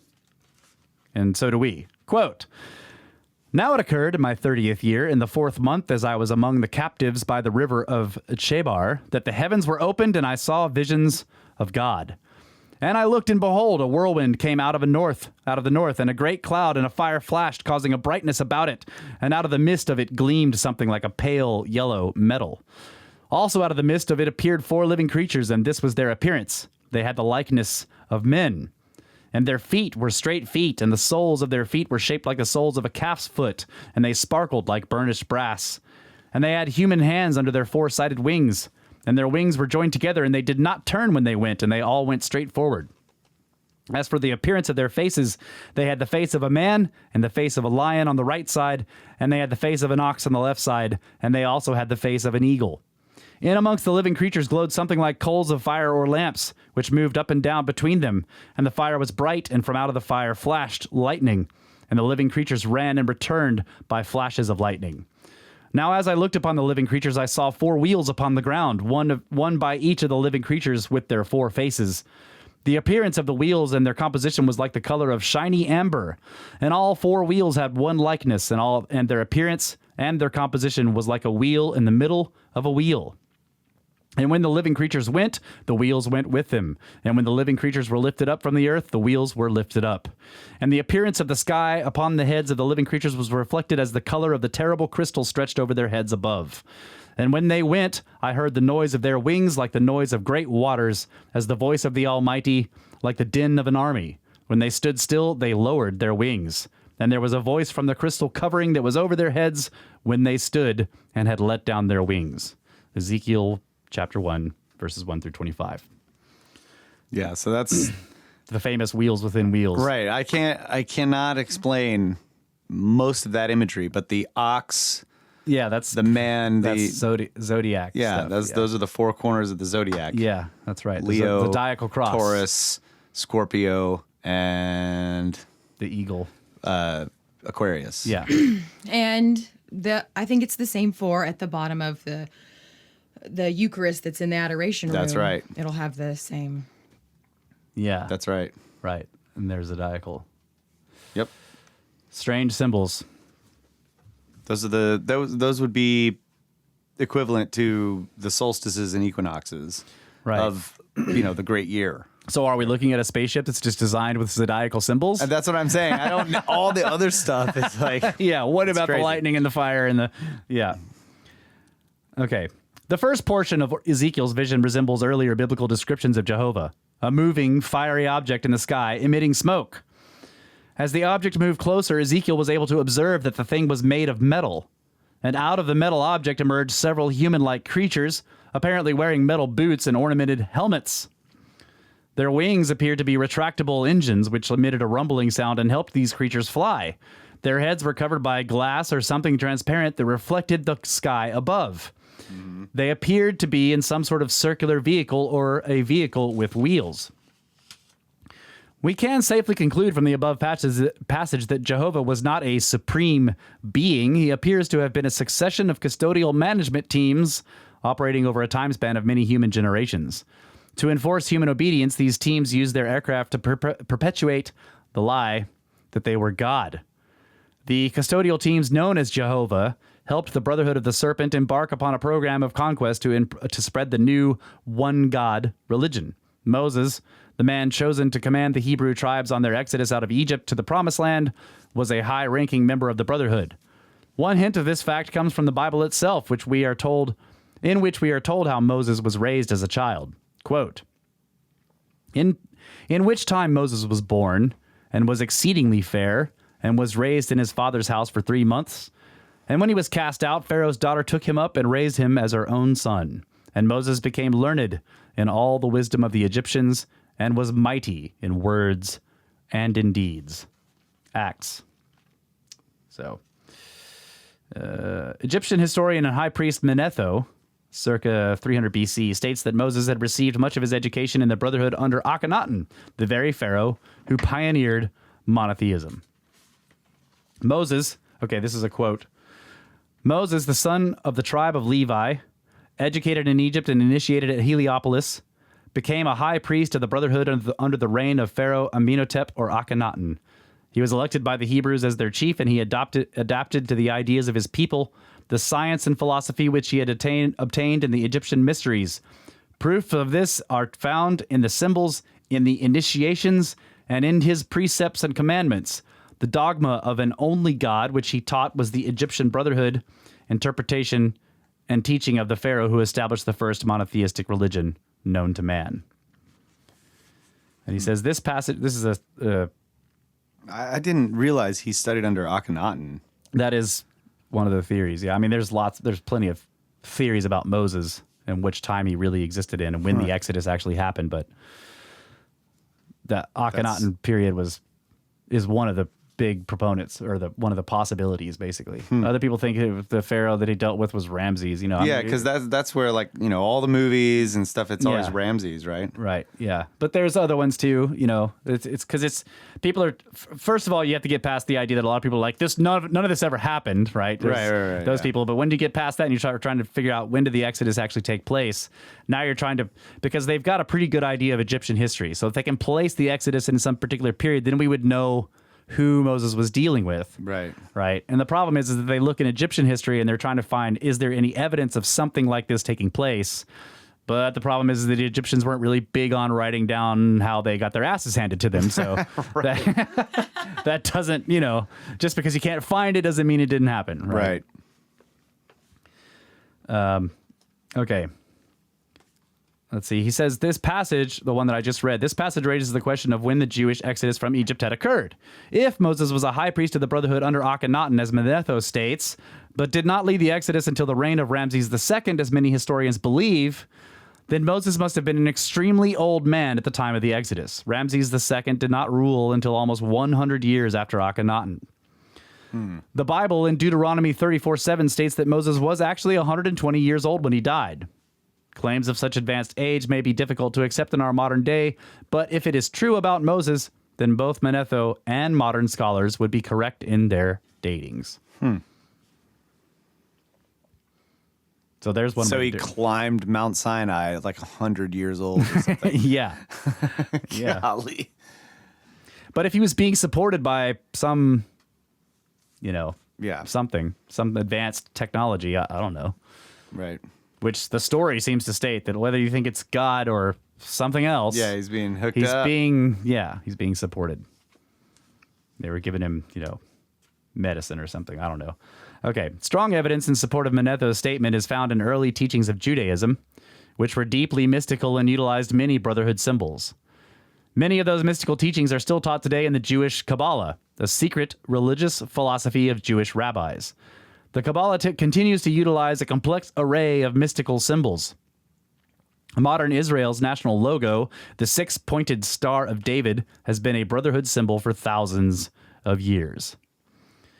Early human writers often portrayed mankind's custodial gods as bloodthirsty creatures prone to excessive violence. Sadly, those lamentable qualities did not improve with Jehovah. During the trek from Egypt to the Promised Land, Jehovah demanded unflagging obedience from the Hebrews. Many humans rebelled, and Jehovah reacted with extreme cruelty. He reportedly killed up to 14,000 Hebrews at a time for disobedience. He used a variety of killing methods, such as spreading diseases, just as other custodial gods had done earlier in Samaria. When the Hebrew armies reached Canaan, Jehovah displayed a genuinely psychopathic bent. To establish the Hebrews in their new homeland, Jehovah ordered the Hebrew armies to embark on a campaign of genocide to depopulate all of the region's existing cities and towns. Under the new leadership of a man named Joshua, the first city to fall in Jehovah's 7-year Holocaust was Jericho. According to the Bible, the Hebrew army, numbering in the tens of thousands, slaughtered everyone in Jericho except, ironically, a prostitute, because she had earlier betrayed her own people by helping 2 Hebrew spies. Quote, "And they utterly destroyed all that was in the city, both man and woman, young and old, ox and sheep and ass, with the edge of the sword." Joshua 6:21. And after that was accomplished, quote, "They burnt the city with fire, and all that was therein, only the silver and the gold and the vessels of brass and iron they put into the treasury of the house of the Lord." Joshua 6:24. And the next target was AI. I don't know how to say it. It's just the name of the city is AI. Artificial intelligence. A city with a population of 12,000 inhabitants. All of the citizens of Ai were butchered and the city was burned to the ground. This savagery was perpetrated city after city. Quote, "So Joshua killed all in the country of the hills and of the south and of the valleys and of the springs and all their kings. He left none remaining, but utterly destroyed all that breathed, as the Lord God of Israel had commanded." Joshua 10, verse 40. The genocide was justified by saying that the victims were all wicked. This could not have been the true reason because children and animals were also slaughtered. That's a good point. Yeah. Why kill the kids? Yeah. I don't know. And all the animals and then set everything on fire, burn it flat, melt all their artifacts down and take the metal. It's just, I don't know. Yeah, it's really weird. Yeah. People who are familiar with the Jewish moral teachings may be surprised at the brutal behavior ascribed to Jehovah and the Hebrews. The most famous of the Jewish moral teachings are, of course, the 10 Commandments, which were reportedly given to Moses by Jehovah during the Hebrews' trek to the Promised Land. After Moses' death, Jehovah and the armies of Israel clearly violated the commandments in a big way. "Thou shalt not kill" was transgressed when the Hebrews massacred the inhabitants of Canaan. The Hebrews ignored the commandment "Thou shalt not steal" when they robbed the dying cities of their precious metals. They were no better about adhering to the commandment "Thou shalt not covet thy neighbor's house," nor anything that is thy neighbor's when they committed genocide to take away the land of their neighbors. This behavior is puzzling because many biblical commandments do establish a decent code of conduct. For example, the Hebrews were admonished never to cooperate with a wrongdoer by giving false testimony. Another commandment stressed the importance of individual responsibility in the face of group pressure by stating, "You shall not go along with the group in doing evil." Tolerance for outsiders was made law with, "You shall not vex a stranger nor oppress him." Thieves were usually required to pay restitution to their victims. How do we account for the existence of such humane commandments in the face of such barbaric behavior? Part of the answer may lie in the words of Manetho. Quote, "The wonders which Moses narrates as having taken place on the mountain of Sinai, the mountain upon which Jehovah reportedly gave Moses many of the commandments, are in part a veiled account of the Egyptian initiation which Moses transmitted to his people when he established a branch of the Egyptian brotherhood in his country." Unquote. If Manetho's words are true, then many of the commandments may have come from human sources within the brotherhood rather than from custodial sources.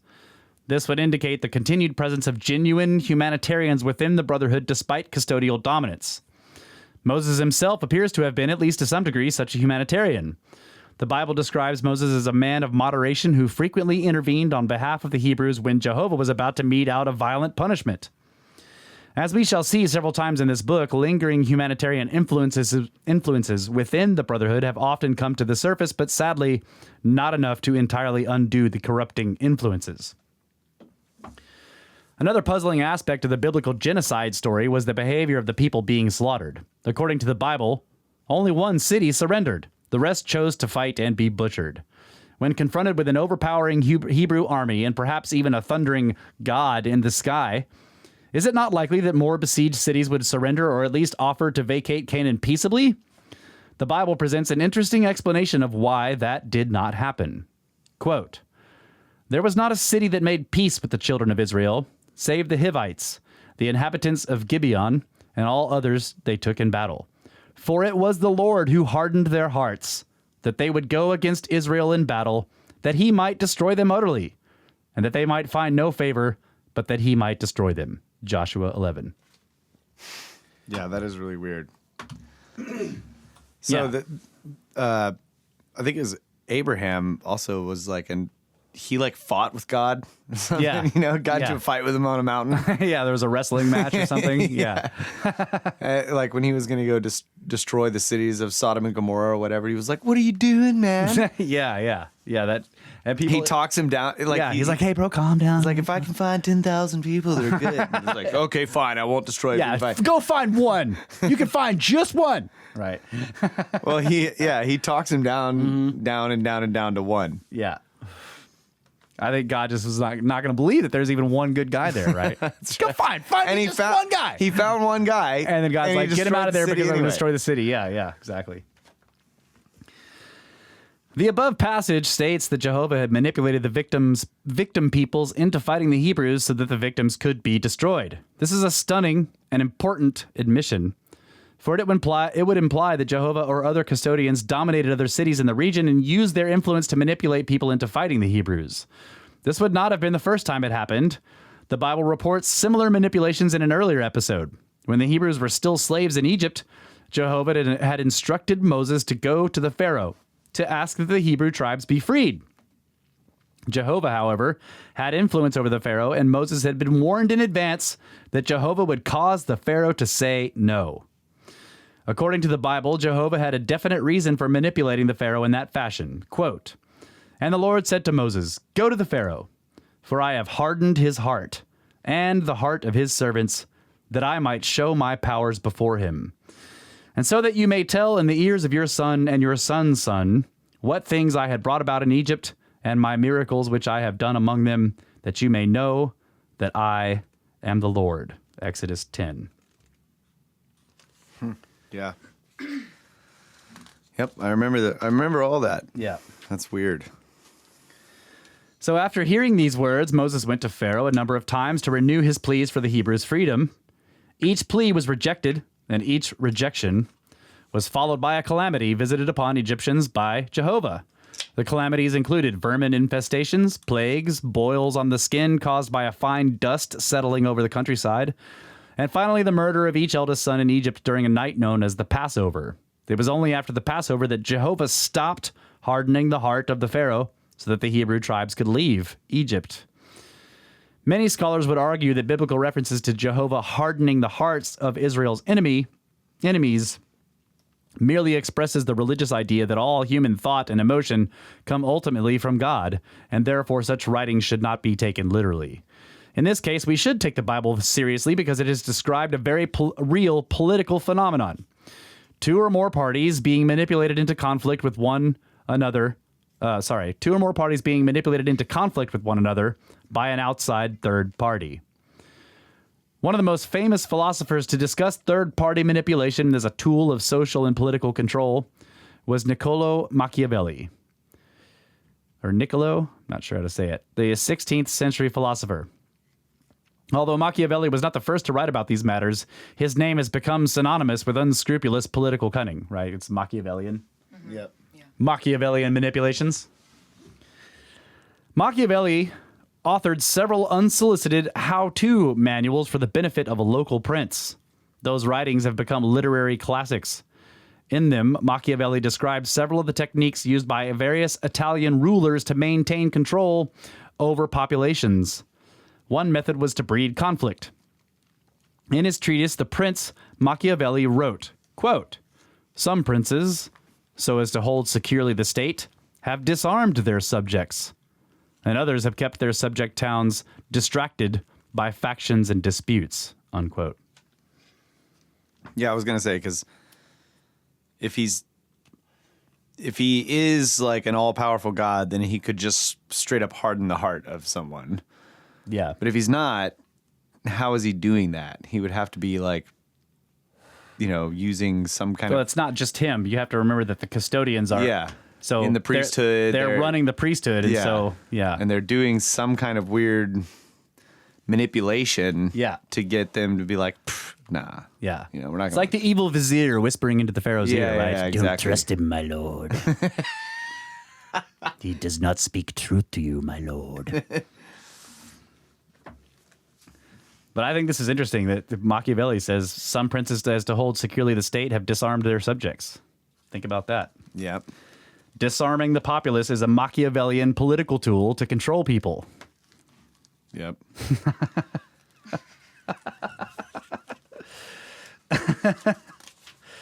Okay. Where are we on the time here? Oh, okay. We're good. Yeah. Did we stop it when? Well, it doesn't matter. To summarize the observations of Machiavelli, we find that breeding conflict between people can be an effective tool for maintaining social and political control over a populace. For the technique to be effective, the instigator must do the following. 1. Erect conflicts and issues which will cause people to fight amongst themselves rather than against the perpetrator. 2. Remain hidden from view as the true instigator of the conflicts. 3. Lend support to all warring parties. And 4. Be viewed as the benevolent source which can solve these conflicts. So yeah. Cause the problems. Support both sides surreptitiously, and be viewed as the source that can solve the problem. People do that. Yeah. Like but I've had experiences in my past, like when I was a kid, and I remember like certain friends would, like when you're hanging out with them, they would be talking smack about the other friend. Yeah. And then, you would go to the other friend and be like, dude, what's the deal? And they're like, when he hangs out with me, he's talking smack about you. Yeah. It's like they're playing both sides, playing you against or they're each hanging other. out with you and telling you that other person was saying exactly. stuff and doing the same thing. Yeah. Playing people against each other. Yeah. That's weird. As noted earlier in the Tower of Babel story, the custodial gods wanted to keep mankind disunited and under custodial control. To accomplish this, the biblical story of Jehovah indicates the custodians implemented the Machiavellian technique of creating factionalism between human beings. For such Machiavellian efforts to remain successful over a long period of time, factionalism would need to be bred constantly, and the custodians would need to remain permanently hidden from view as the perpetrators. This secrecy became a screen behind which custodians could hide at the top of the brotherhood hierarchy, behind veils of myth, and thereby obscure their role as instigators of violent conflict between human beings. In this fashion, the network of brotherhood organizations became the primary channel through which wars between human beings could be secretly and continuously generated by the custodial society, thereby carrying out the custodial intentions announced in the Tower of Babel story. The Brotherhood also became the channel through which the custodial institutions could be imposed upon the human race. It is easily observed that people will fight and quarrel without any outside prompting. There is hardly a creature on Earth that does not at some time in its life attack another creature. One clearly does not need a manipulative third party for a dispute to arise between groups of people. Third parties simply cause disputes and conflicts to be more frequent, more severe, and protracted. Spontaneous, uninfluenced fights tend to be quick, awkward, and centered around a single visible dispute. The way to keep fighting artificially alive is to create unresolvable issues which can only be settled by the complete annihilation of one of the opponents, and then by helping the opposing teams sustain their struggle against one another by equalizing their fighting strengths. Detecting Brotherhood involvement in human events is sometimes tricky. The job is made easier by following the use of several of the Brotherhood's most important mystical symbols. Those symbols act as colored threads weaving in and out of view by which we can trace the role of the Brotherhood network in reshaping history. And one of the most significant of the symbols is, curiously, an apron. Isn't that also He's giving a Masonic reference. Yeah, but he starts out with Melchizedek. But yeah, the Masons use an apron. Yeah. Yeah. Wait, Yeah, so what do you mean? Tell me more about this apron thing. Well, read what you said again right there. Okay, so detecting the Brotherhood involvement in human events is sometimes tricky. The job is made easier by following the use of several of the Brotherhood's most important mystical symbols. They act as colored threads weaving in and out of view, which we can trace the role of the Brotherhood. One of the most significant of these symbols is an apron. Which is the Masonic thing. Like when you join the Masons, you get the apron. Yeah. What does this apron look like? I have one. I'll show it to you. Wow. Oh, I haven't told you? No, I had no idea there was an apron here. I would like. Am I allowed to see it? Yeah, yeah. Can you show- You can also see it on depictions of, pictures of the Egyptians building stuff. Some of the guys have. Oh, this yeah, apron. yeah. Yeah, It's a very old symbol. Okay. What do we call that when we were building the house up at the top? Like, what do we call them? Nail apron. Yeah, Yeah. we're wearing nail apron, yeah. We're up there in boxers and nail aprons. That's right. Basically, dudes in butt flaps building a giant stone house. Yeah. But okay, so once again, I would say that like my view of it now, like as I've continued, like, because this book was a like, I don't know how to describe it. Formative book in the beginning of like this whole deep dive into all of this weird stuff about the ancient texts and what was going on and who the gods were and all this kind of stuff. I was totally on board with this view in the beginning and asking a lot of questions about it. But now I think it's too black and white. Yeah, I agree. His viewpoint on it. Yeah. There's a lot of gray area, and we've talked about that too. Yeah. And so I think that a lot of these, like, again, I'll just say it's like the pessimistic view of like this, all of this is just this. I do agree that design, that sort of Machiavellian design is there. It exists today. It's utilized today. It was probably utilized in the past, most likely. But there's also, and sort of the way he's saying the Brotherhood was turned bad, and there may have been a few good people. Like it's not necessarily like that, is what I'm thinking. Yeah. Like there's still a good faction. Yeah. It's still an ongoing war between the good and the bad. Yeah. The corruption isn't complete. Exactly. Yeah. Yeah. So Yeah, I agree with that. I got sidetracked with the apron, but it was a gift. Oh, okay. Yeah, I didn't earn it, Yeah. but it was a gift. I didn't know you had one either. Yeah, a late good friend of ours. Yeah. It was given to me Makes sense. Oh. by his daughter. And we have some pins from the same person. That's right. Okay. And Secrets. I have a Eastern Star pin. That's right. So we can check it out in the break. Yeah. All right. Well, let's take a break. All right. Snakes!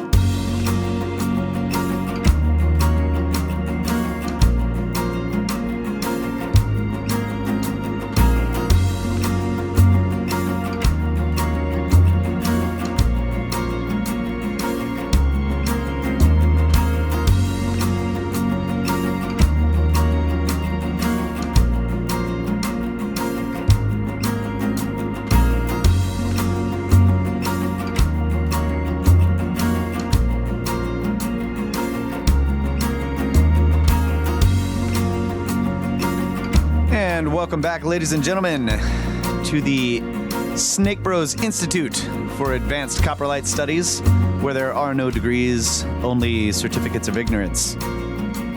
Which I should proudly display mine. So I went and got the apron, and it has no symbols on Yeah. it. It's completely blank. But it is square. It is the square, yeah. And pure white. Pure white. That's Yeah. right. And it has a cool little poem or rhyme on the front of it, which is cool. Not the apron itself, Right, but in the packaging. Yeah. Yeah. So this chapter 8, and William Bramley is the Gods of Eden, Melchizedek's apron. Of all the biblical kings, few are more colorful or legendary than Solomon. Wealthy beyond imagination, and wise beyond words, and a slave driver unequaled, Solomon's most famous accomplishment was the construction of a magnificent complex of buildings, which included an opulent temple reportedly made of the finest gold and generously ornamented with gold.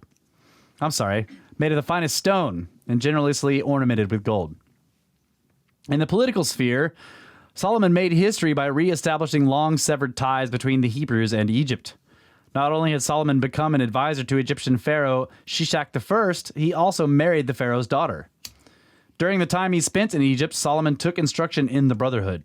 Upon returning to Palestine, Solomon erected his famous temple to house the Brotherhood in his own country. Naturally, Jehovah was the principal god of this new temple, although Solomon permitted the adoration of other local gods such as Baal, chief male god of the Canaanites. Solomon's temple was modeled after the Brotherhood temple in El Amarna, except that Solomon omitted the side structures, which had caused the El Amarna temple to be shaped like a cross. Building Solomon's temple was no small task. To carry out this architectural feat, Solomon brought in special guilds of masons to design his buildings and to oversee their construction. Those special guilds were already important institutions in Egypt, and their origins are worth looking into. In ancient Egypt, the engineers, draftsmen, and masons who worked on the big architectural projects were accorded a special status. They were organized into elite guilds sponsored by the Brotherhood in Egypt. The guilds served a function roughly similar to that of a trade union today. Because the guilds were Brotherhood organizations, they used many Brotherhood ranks and titles, and they also practiced a mystical tradition. Evidence of the existence of these special guilds was uncovered by archaeologist Petrie during his expeditions to the Libyan desert in 1888 and 1889. In the ruins of a city built around 300 BC, Dr. Petrie's expedition uncovered a number of papyrus records. One set described a guild that had held secret meetings around the year 2000 BC. The guild met to discuss working hours, wages, and rules for daily labor. It convened in a chapel and provided relief to widows, orphans, and workers in distress. The organizational duties described in the papyri are very similar to those of warden and master in a modern branch of the Brotherhood which evolved from these guilds, Freemasonry. And he says, this is a note here, he says, it is interesting to note that the Book of the Dead also contains a reference to the battle between the ruling custodial gods and the snake, the original uncorrupted Brotherhood. In praises sung to the Egyptian gods, we read, "Thine enemy the serpent hath been given over to the fire. The serpent fiend Sebua hath fallen headlong. His forelegs are bound in chains, and his hind legs hath Ra carried away from him. The sons of revolt shall never more rise up." The Egyptians often portrayed their gods with animal heads or features as a way of symbolizing traits and personalities. In the above quote, the serpent is given 4 legs. The serpent later came to symbolize darkness, which the sun god Ra defeated every morning by bringing about the new day. Before that mythology was invented, however, the serpent was a literal enemy of the ruling gods. Some of the serpent's followers were known as the Sons of Revolt, who were dedicated to destroying the chief custodial god and establishing in his place the dominance of the serpent, the early uncorrupted brotherhood, on Earth. After the defeat and corruption of the serpent, it appears that the Sons of Revolt turned around and rebelled against the corrupted brotherhood when the brotherhood began to send out conquerors from Egypt. It was not long, however, before the revolutionary groups were reabsorbed back into the corrupted brotherhood organizations and began contributing to the brotherhood's artificial conflicts, as we shall see later. Sons of Revolt. That's an interesting story there. We should change the name of the podcast. The Brothers of Revolt. The Sons of Revolt. The original brotherhood. The Brotherhood's Masons Guild survived down through the centuries. Guild members were often free men, even in feudal societies, and were therefore frequently referred to as free Masons. The guilds of Freemasons eventually gave birth to the mystical practice known today as Freemasonry. The mystical Freemasons became a major Brotherhood offshoot that would take on great political importance later in history. As spiritual knowledge within the Brotherhood was being replaced in ancient Egypt by incomprehensible allegories and symbols, costumes became increasingly important because of their symbolic value. The most visible and important piece of ceremonial garb in many Brotherhood organizations, including Freemasonry, has long been the apron. On display at the Egyptian Museum in San Jose, California, is an ancient Egyptian statuette discovered in a tomb in Abydos. The statuette depicts an Egyptian prince holding his hands in a ritualistic posture that Dr. Lewis of the Rosicrucian Order describes as, quote, familiar to all Rosicrucian Lodge and chapter members, unquote. And the Rosicrucians are another secret mystical order, the Knights of the Rosy Cross. Yep. A prominent feature of the statuette is the triangular apron worn by the prince. The Egyptian Museum believes that the statuette was carved as early as 3400 BC during Egypt's first dynasty. If this date is accurate, then the symbol of the apron and one of its associated mystical rituals came from that period of Egyptian history when the gods were said to be so literal that furnished homes were built and maintained for them. The earliest ceremonial aprons appeared to have been simple and unadorned. As time went on, mystical symbols and other decorations were added. See? Okay. Perhaps the most significant change to the apron occurred during the reign of the powerful Canaanite priest king Melchizedek, who had achieved a very high status in the Bible. Melchizedek presided over an elite branch of the Brotherhood named after him, the Melchizedek priesthood. Beginning around the year 2200 BC, the Melchizedek priesthood began to make its ceremonial aprons out of white lambskin. White lambskin was eventually adopted by the Freemasons, who have used it for their aprons ever since. If the custodial gods in the Brotherhood had confined their activities to the ancient Middle East and Egypt, the rest of human history would have been much different, and this book would never have been written. Instead, the Brotherhood network was expanded throughout the entire Eastern Hemisphere by aggressive missionaries and conquerors, and one of their targets became India, and Hinduism was about to be born. So, Chapter 9, Gods and Aryans. Now, this chapter goes into the Aryan conquering of India in prehistory, and I know that this is controversial now. I think it was like less controversial in the past, but now it's become more controversial, and in some ways it's viewed as racist in some way because it supposedly ascribes some of the quote-unquote greatest parts of the Indian civilization to conquerors instead of the Indian people. So I'm not sure. I don't really understand that whole situation, but I'm aware of it. So this part of this book does talk about some of this, so it is interesting. So India, that land of mystery. It is a place where the spiritual arts flourish and the material arts wane. It is a country where nearly all life is held sacred, yet millions starve. To many people, the nation of India and the religion of Hinduism seem almost inseparable, as though they were created together and together they may one day die. The Hindu religion is adhered to by nearly 85% of India's almost 800 million people population. Yet the India we have come to know and most of the religion it practices today were not created in India at all. The caste system, the majority of the Hindu gods, the Brahmin rituals, and the Sanskrit language were all brought in and imposed on the Indian people by foreign invaders many centuries ago. So this is what people don't like. I thought this was like the people that started out in Iran. The Persians? Yeah, the Persians are Aryans. Yeah, the Zoroastrians. And they ended up going to Yeah, India, yeah. right? I'm just saying that this whole thing is controversial. And Okay. I'm not exactly sure what all the problems are, but So we're not trying to upset anyone. right. Right. So, somewhere between 1500 BC and 1200 BC, the Indian subcontinent was invaded from the northwest by tribes of people known as Aryans. The Aryans made themselves India's new ruling class and forced the native Indians into a servient status. Precisely who the Aryans were and exactly where they came from is a puzzle still debated today. Historians have generally used the word Aryan to denote those peoples who spoke the Indo-European languages, which include English, German, Latin, Greek, Russian, Persian, and Sanskrit. Aryan also has a narrower racial meaning, and it has quite often been used to designate mankind's non-Semitic white-skinned race. But there are many theories about where the Aryans first came from. A common hypothesis is that the Aryans originated in the steppes or plains of Russia. From there, they may have migrated to Europe and down into Mesopotamia. Others believe that the Aryans arose in Europe and migrated eastward. Some theorists, occasionally for racist reasons, claim that Aryans were the founders of the ancient Mesopotamian civilizations and therefore the world's first civilized peoples.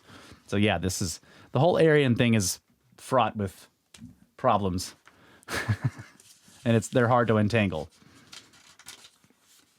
Okay. Not all brotherhood organizations had an Aryan tradition. In the many that did, being an Aryan was considered vital to spiritual recovery. This belief hastened materialism by twisting the urge for spiritual survival into yet another obsession with the body, this time concerning skin color. The fact is, skin color has no bearing whatsoever upon one's inherent spiritual qualities or upon one's ability to achieve spiritual salvation. The Aryans invaded India just before monotheism was created in the Brotherhood, but at a time when the Brotherhood had already begun sending out missionaries and conquerors. In India, the Aryan conquerors established a complex religious and feudal system known today as Hinduism. Hinduism proved to be yet another branch of the Brotherhood network. Some Brotherhood organizations in the Middle East and Egypt maintained close ties with the Aryan leaders in India and frequently sent students to be educated by them. Because of the Aryan invasion, India became an important world center of Brotherhood network activity and remains so today. The Aryan leaders of India claimed obedience to the same type of space-age custodial gods found in Mesopotamia and in Egypt. Many of the human-like gods worshipped by the Aryans were called Asura. Hymns and devotions to the Asura are found in a large collection of Hindu writings known as the Vedas. Many Vedic descriptions of the Asura are intriguing. For example, the hymn to Vata, god of wind, described a chariot in which the god travels. This chariot has a remarkable similarity to Old Testament descriptions of Jehovah. The first 4 lines of the hymn declare, quote, "Now Vata's chariot's greatness, breaking goes it, and thunderous is its noise. To heaven it touches, makes light lurid, a fiery red glare, and whirls dust upon the earth," unquote.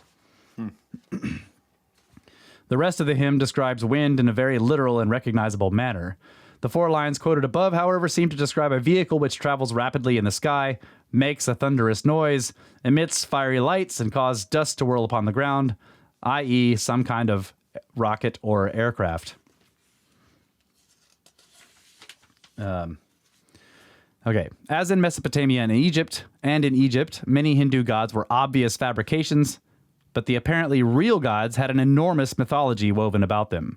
Behind the blatant fictions, however, we find important clues regarding the character of mankind's custodial rulers. Hindu writings indicate that people of diverse races and personalities made up the custodial society, just as they do in human society. For example, some gods are portrayed with blue skin. Others displayed a kinder and more benevolent attitude towards human beings than others. By the time of the Aryan invasion, however, the oppressive ones were clearly the dominant ones, and this was evident in the social system imposed upon India by the Aryans. That system was unmistakably designed to create human spiritual bondage. As elsewhere, this bondage was partially accomplished by giving spiritual truths a false twist. The result in India was a feudalistic institution known as the caste system. Force and economic pressures were the initial tools used by the Aryan invaders to preserve the caste system. By the 6th century BC, distorted religious beliefs emerged as a third significant tool. The Hindu religion contains the truth that a spiritual being does not perish with the body. Hinduism teaches that upon the death of the body, a spiritual being will usually search out and animate a newly born body. This process is often called reincarnation and results in the phenomenon of so-called past lives. Many people are capable of recalling past lives, and sometimes in remarkable detail. Evidence accumulated from modern research into the phenomenon of past lives indicates that highly random factors usually determine which new body a spiritual being may take on. Such factors may include a person's location at the time of death and the proximity of new bodies or pregnancies. Whether a person chooses a male or female body may depend on how happy she or he was in the life that just ended. Because of these variables, the taking of a new body by a spiritual being is largely random and an unpredictable activity in which sheer chance often plays a role. The Aryan religion distorted an understanding of this simple process by teaching the erroneous idea that rebirth or reincarnation is governed by an unalterable universal law, which dictates that every rebirth is an evolutionary step, either toward or away from spiritual perfection and liberation. Each Hindu caste was said to be a step on this cosmic staircase. If people behaved according to the laws and duties of their caste, they were told that they would advance to the next higher caste at their next rebirth. If they failed in their duties, they would be born into a lower stratum. Spiritual perfection and freedom were achieved only when a person finally reached the highest caste, the Brahmins. Conversely, the caste into which a person was born was considered an indication of that person's spiritual development, and that alone justified whatever treatment that person received. Wow. The purpose of such teachings is clear. The caste system was designed to create a rigid, feudalistic social order similar to the one created in Egypt under the pharaohs, but carried to an even greater extreme in India. Hindu reincarnation beliefs accomplished two other custodial aims. Hinduism stressed that obedience was the principal ingredient bringing about advancement to the next caste. At the same time, Aryan beliefs discouraged people from making pragmatic attempts at spiritual recovery. The myth of spiritual evolution through a caste system hid the reality that spiritual recovery most probably comes about in the same way that nearly all personal improvement occurs, through personal conscious effort, not through the machinations of a fictitious cosmic ladder. Symbolism had a limited and yet important role in Hinduism. One of Hindus' most important mystical emblems is the swastika, the broken cross symbol, which most people associate with Nazism. The swastika is a very very old emblem. It has appeared many times in history, usually in connection with Brotherhood mysticism and in societies worshiping custodial gods. While its exact origin is unknown, the swastika appeared already in ancient Mesopotamia. Some historians believe that the swastika may have also existed in India before the Aryan invasion. This is possible because several pre-Aryan cities of India were engaged in trade with other parts of the world, including Mesopotamia. Whatever the origin may have been, after the Aryans invaded India, the swastika became a prominent symbol of Hinduism and Aryanism. As for the swastika's meaning, we discovered that the swastika was a symbol of good luck or good fortune. It is ironic, therefore, that nearly every society using it has suffered rather calamitous misfortune. An intriguing study of the swastika was published in 1901 in the Archaeological and Ethnological Papers of the Peabody Museum. According to the author, Zelia Nuttall, the swastika was probably related to stargazing. She points out that the swastika has appeared in civilizations with a developed science of astronomy and has been associated with calendar making in some ancient American civilizations. On page 18 of her article, the author states, quote, "The combined midnight positions of the Ursa Major or Minor, two constellations visible from Earth usually called the Big Dipper and Little Dipper respectively, at the four divisions of the year yielded symmetrical swastikas. the forms of which were identical with the different types of swastika or cross symbols which had come down to us from remote antiquity, unquote. So that would be the same as like the ox and the angel and the eagle and the... Yeah, you look at them at the 4 different times of a year and put all those together and you get this broken cross. Yeah. Wow. Because they're circling around the northern axis. Yeah. It's pretty cool. Very interesting. Wow, yeah, that part was all new to me, and so I'm just thinking about Hitler and everything I know about the swastika, and I'm like, well. But it's a very, very old symbol. Yeah. Yeah. But see how the stories can change. Yeah, they do change. But that's what he says in the beginning. Most people associate it with Nazism. But the Nazis adopted the equal armed cross and the swastika from very ancient Aryan traditions. Yep. And look what a good job they did of just wiping out that. That's what he says too. Yeah. He says that it's ironic that it's a symbol of good fortune when every society using it has suffered calamitous misfortune. I wish I could hit the pause button when I'm in here. I'm just going to tell you. I want time to sit here and think about it. And you just keep going. And I'm like, okay, I'm going to keep going too. Shit. Yeah. Can't stop. Okay. So Hinduism is a curious religion in many ways. It tends to absorb and incorporate almost any new religious ideas imposed upon it, but without throwing away the old ideas. For this reason, the Hinduism of today is actually a mishmash of several major religions which had swept through India in the past, such as the Aryan religion, which still predominates, and Buddhism, and Mohammedanism, which both arrived later. There is evidence that a tradition of wisdom existed in India long before the Aryan invasion, and that tradition also constitutes a portion of the Vedas. The Aryans' violent gods, strange mystical practices, and oppressive feudalism did not go unchallenged. In the biblical story of Adam and Eve, we noted the attempt of early Homo sapiens to obtain the knowledge they needed to escape their enslavement. In the 7th century BC, another attempt was made. A popular, non-violent movement emerged in India to challenge the Aryan system. This movement was one of the few major efforts by human beings to replace custodial religions with practical methods designed to bring about spiritual freedom. The leaders of the new movement wanted to replace garbled mysticism and blind faith with a realistic approach to spiritual recovery rooted in tested principles, much like the approach used by the original uncorrupted Brotherhood of the Serpent.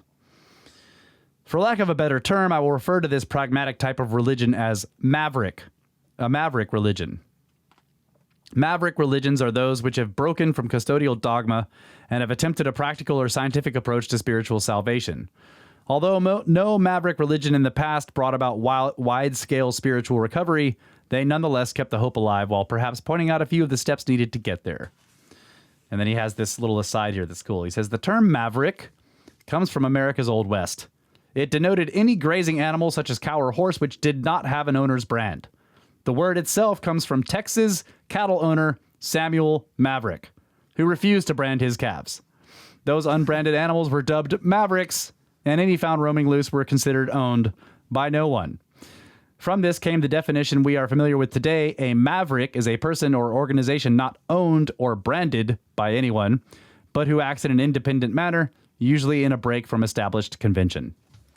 Yeah. Wait. He didn't want to brand his cows, and then you see one without a symbol. Brand, and they're called mavericks. It's a genius idea. Yeah. Right. Oh, yeah, that's mine. Yeah. Well, you said, but then they were deemed no ones, but they're his, and Right, everyone knows considered owned by no one, but every unbranded cattle was considered a maverick. Okay, well, so not exactly owned by no one. He's still kind of branding them without branding them. Yeah. His brand was no brand. Yeah. So, Chapter 10, the Maverick Religions. The Maverick religious movement of India was a major historical event. It attracted millions of adherents and had a strong civilizing effect on Asia. The movement brought about the creation of the so-called 6 systems of salvation. These were 6 different methods developed in different times for achieving spiritual salvation. Perhaps the most significant of the 6 systems, because of its similarities to Buddhism, was the system known as Samkhya. I'm not sure how to say this. Hopefully that's the right way to say it. The word Samkhya means reason. The precise origin of Samkhya teachings is unknown. The doctrines are usually attributed to a man known as Kapila. Who Kapila was and where he came from and exactly when he lived are still topics of speculation. Some people place him around 550 BC during the lifetime of Buddha. Others believe that he may have lived earlier. Some people contend that he did not exist at all because of the extraordinary mythology which arose around him. Whoever Kapila was or was not, some of the teachings attributed to him laid significant groundwork for later maverick philosophies. For example, the Samkhya system correctly taught that there were two basic contrasting entities in the universe, the soul, or spirit, and matter. And it taught further, quote, souls are infinite in number and consist of pure intelligence. Each soul is independent, indivisible, unconditioned, incapable of change, and immortal. It appears, however, to be bound in matter, unquote. Samkhya teaches that each person is such a soul, and that every soul has participated in the creation and or perpetuation of the primary elements which constitute the material universe. Souls then created the senses with which to perceive these elements. People therefore had only themselves, and not a god or supreme being, to applaud or blame, depending on one's perspective, for the existence of this universe and for all of the good and bad within it. The soul's liberation from captivity in matter, according to Samkhya, comes about through knowledge. Author Sir Charles Eliot describes the Samkhya belief in this way, quote, suffering is the result of souls being in bondage to matter, but this bondage does not affect the nature of the soul, and in one sense is not real. For when souls acquire discriminating knowledge and see that they are not matter, then the bondage ceases, and they attain to eternal peace, unquote. Several questions arise from these Samkhya teachings. First, how could all spiritual beings have helped create the universe? One peek at physics books tells us that the universe is an enormously complex affair. Or the physics theories are just enormously complex affairs. Even the great scientist Albert Einstein did not have it all figured out. How then is it possible that all of us lesser mortals, including drunken winos sleeping off stupors in downtown alleys, could have had once had something to do with creating this world? The answer may lie in the fact that matter is built on simple arithmetic and is far less solid than it appears. The basic building block of physical matter is the atom. An atom is made up of three main components: protons, neutrons, and electrons. Protons and neutrons are joined together to form the nucleus or core of the atom. Electrons orbit at tremendous speeds around the nucleus and thereby form the shell of the atom. The entire arrangement is held together by electromagnetic forces. What makes one type of atom different from another? I think is that right? Isn't it the strong and weak nuclear force that holds these things together? I think so, yeah. They're not, are those electromagnetic? Maybe they are electromagnetic. They're just, but I always... Well, I've heard Feynman say that magnetism is the force that basically causes everything to be, to hardness, for example. The reason why everything doesn't fall through everything else is because of electromagnetism. Because of magnets, yeah, okay. So the strong and weak nuclear forces are just different ranges of the electromagnetic force on different scales.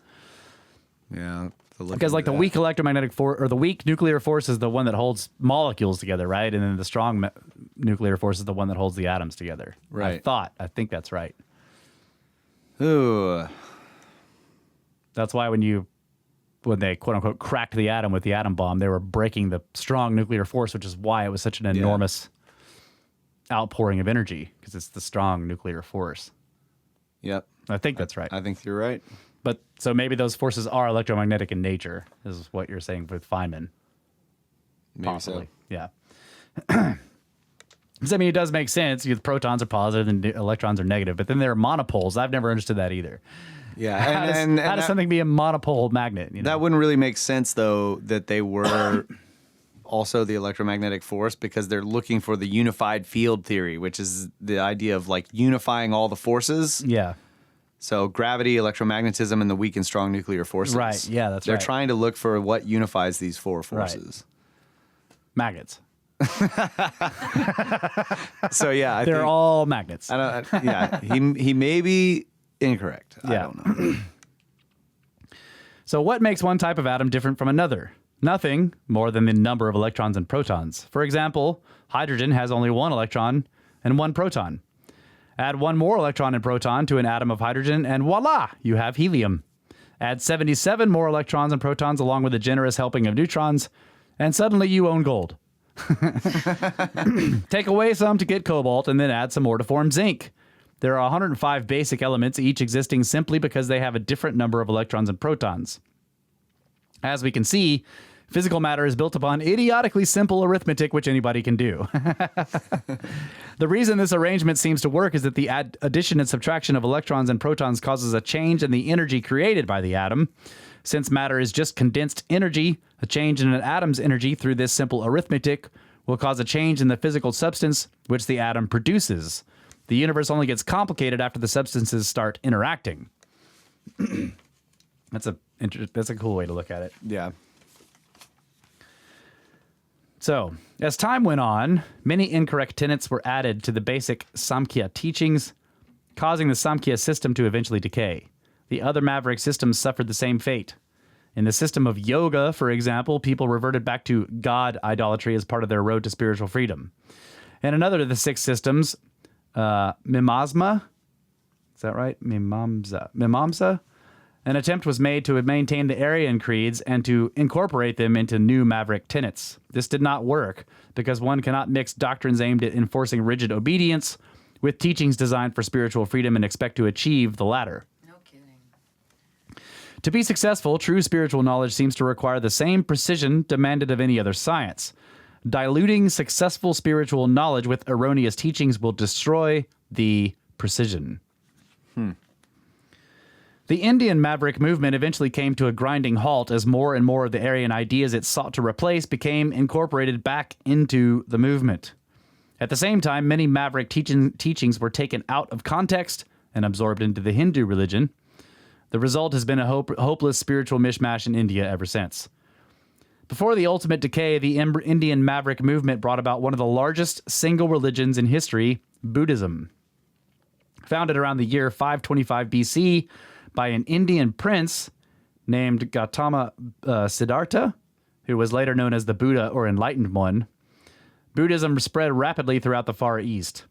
Like the Samkhya system, Buddhism in its original form did not worship the Vedic gods. It opposed the caste system, and it did not support Brahminical or advanced Hindu doctrines. Unlike many modern Buddhists, early Buddhists did not worship Buddha as a god.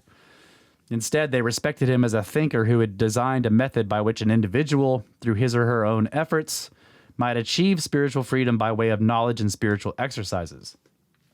It seems to be common throughout the Maverick things. Like you have this person, and they come up with this method, and they start trying to teach that method to people, and it's pretty successful. But long after the person has died, somebody says, okay, now let's turn him into a god, and everybody worships the guy instead of his ideas, and then the whole thing falls apart. But spiritual exercises, because we know Buddha was not really exercising with that big fat belly.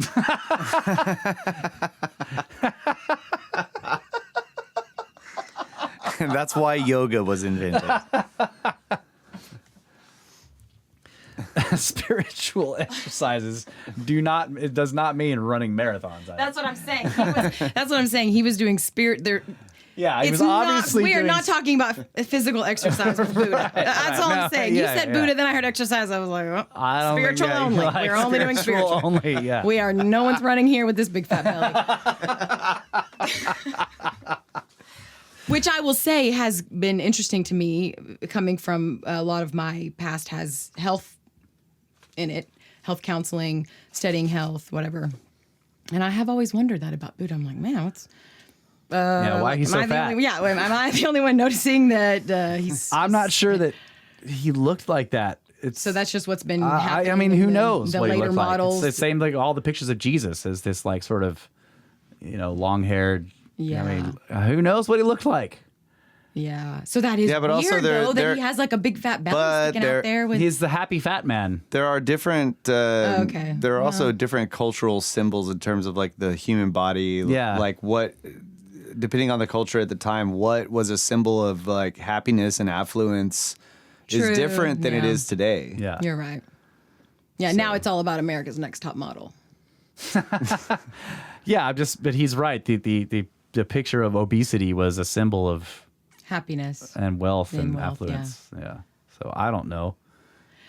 He's also depicted often as standing on one leg with his. Have you noticed that? It looks like he's sitting, but he's actually just like holding himself up on one foot with the other one crossed over. And he's actually standing in that position like a yoga position. Okay. And he's just totally smiling like that's not hard at all. Not hard at all, my Gigantically belly. fat. Yeah. Well, maybe he's just trying to really say, look, it doesn't matter if you have a big belly or not. That would be another aspect of it is the lack of materialism. Yeah. Yeah. Yeah. Look at what I can do. Yeah. You don't think that I could. I can do this Looking with at my me. spirit. Yes, exactly. Yeah. There we go. Okay. Well, that's solved now. Yeah. We got that. We can Mystery move on. solved. Well, I think that's it for today. Yeah, that's great. Yeah. There's more about Buddhism. Very interesting stuff. I will say that coming to the end, I had this quick, So yeah, we're in chapter 10. like, anxiety feeling of like, but then I remembered I get to come back for the whole book. Huh? Yeah. No. Yeah. You're gonna be here for I the got whole scared thing. for a second. Oh God, it's over. Fastest 2 hours in podcasting. It really is. This is a goes great by quick. Yeah, experience. 2.5. Yeah, this is a long show for sure. All right. Sorry for the long show. You guys can get a hold of us, brothersoftheserpent@gmail.com. Go to the website, brothersoftheserpent.com. Check out the encyclopedia and the glossary and the SnakeSkins, the pyramid scheme, and the Patreon and reviews and share it on Twitter. All right. That's great. Join the Facebook group run by Jordan. Join the Discord chat, which you can find a link for on the website. Also, check out the Library of the Serpent, which is run by Jeff, who also runs the Discord, so thanks to him. Check out History Shift on YouTube and on Twitter. He makes all of our YouTube videos, so you can find us on YouTube, Brothers of the Serpent channel. Check out Pod Doodles, who takes all of our podcasts, and not all of them, but takes a bunch of the podcasts and turns them into doodles you can watch while listening to the podcast. Very cool. So check him out on Twitter and on YouTube. Also, Cosmographia, the podcast we do with Randall Carlson. Check out our subreddit, r/Brothers of the Serpent. And thanks to Where Did the Road Go, Uncharted X, Mike and Maurice's Mind Escape, the C-Word Pod, Grammarica, Conspiranormal, and the Cosmic Tusk. Thank you guys very much, and all you listeners. And thank you so much to everyone who sends these great emails to us. Yeah, the emails are fantastic. Special thanks to Logan for that email. Yes, That was just really awesome, that man. touched all of our hearts, for Yeah. sure. Yeah, and that makes us feel like we're all a big family, you know? Yeah, It does. absolutely. I like that. So we love you. We always have. We are. We're called a brotherhood. Yeah. But we're the good one. Right. Yeah. Always will. Always have. Good night, Adamu. Get back to work. Yeah, get back to work. No, wait. Well, we got to change that. You do? Yeah. Shelter in place. Can't tell them to get back to Oh, work. yeah, you're right. You're right. But yeah, get back to work. Yeah, right. Put on a mask.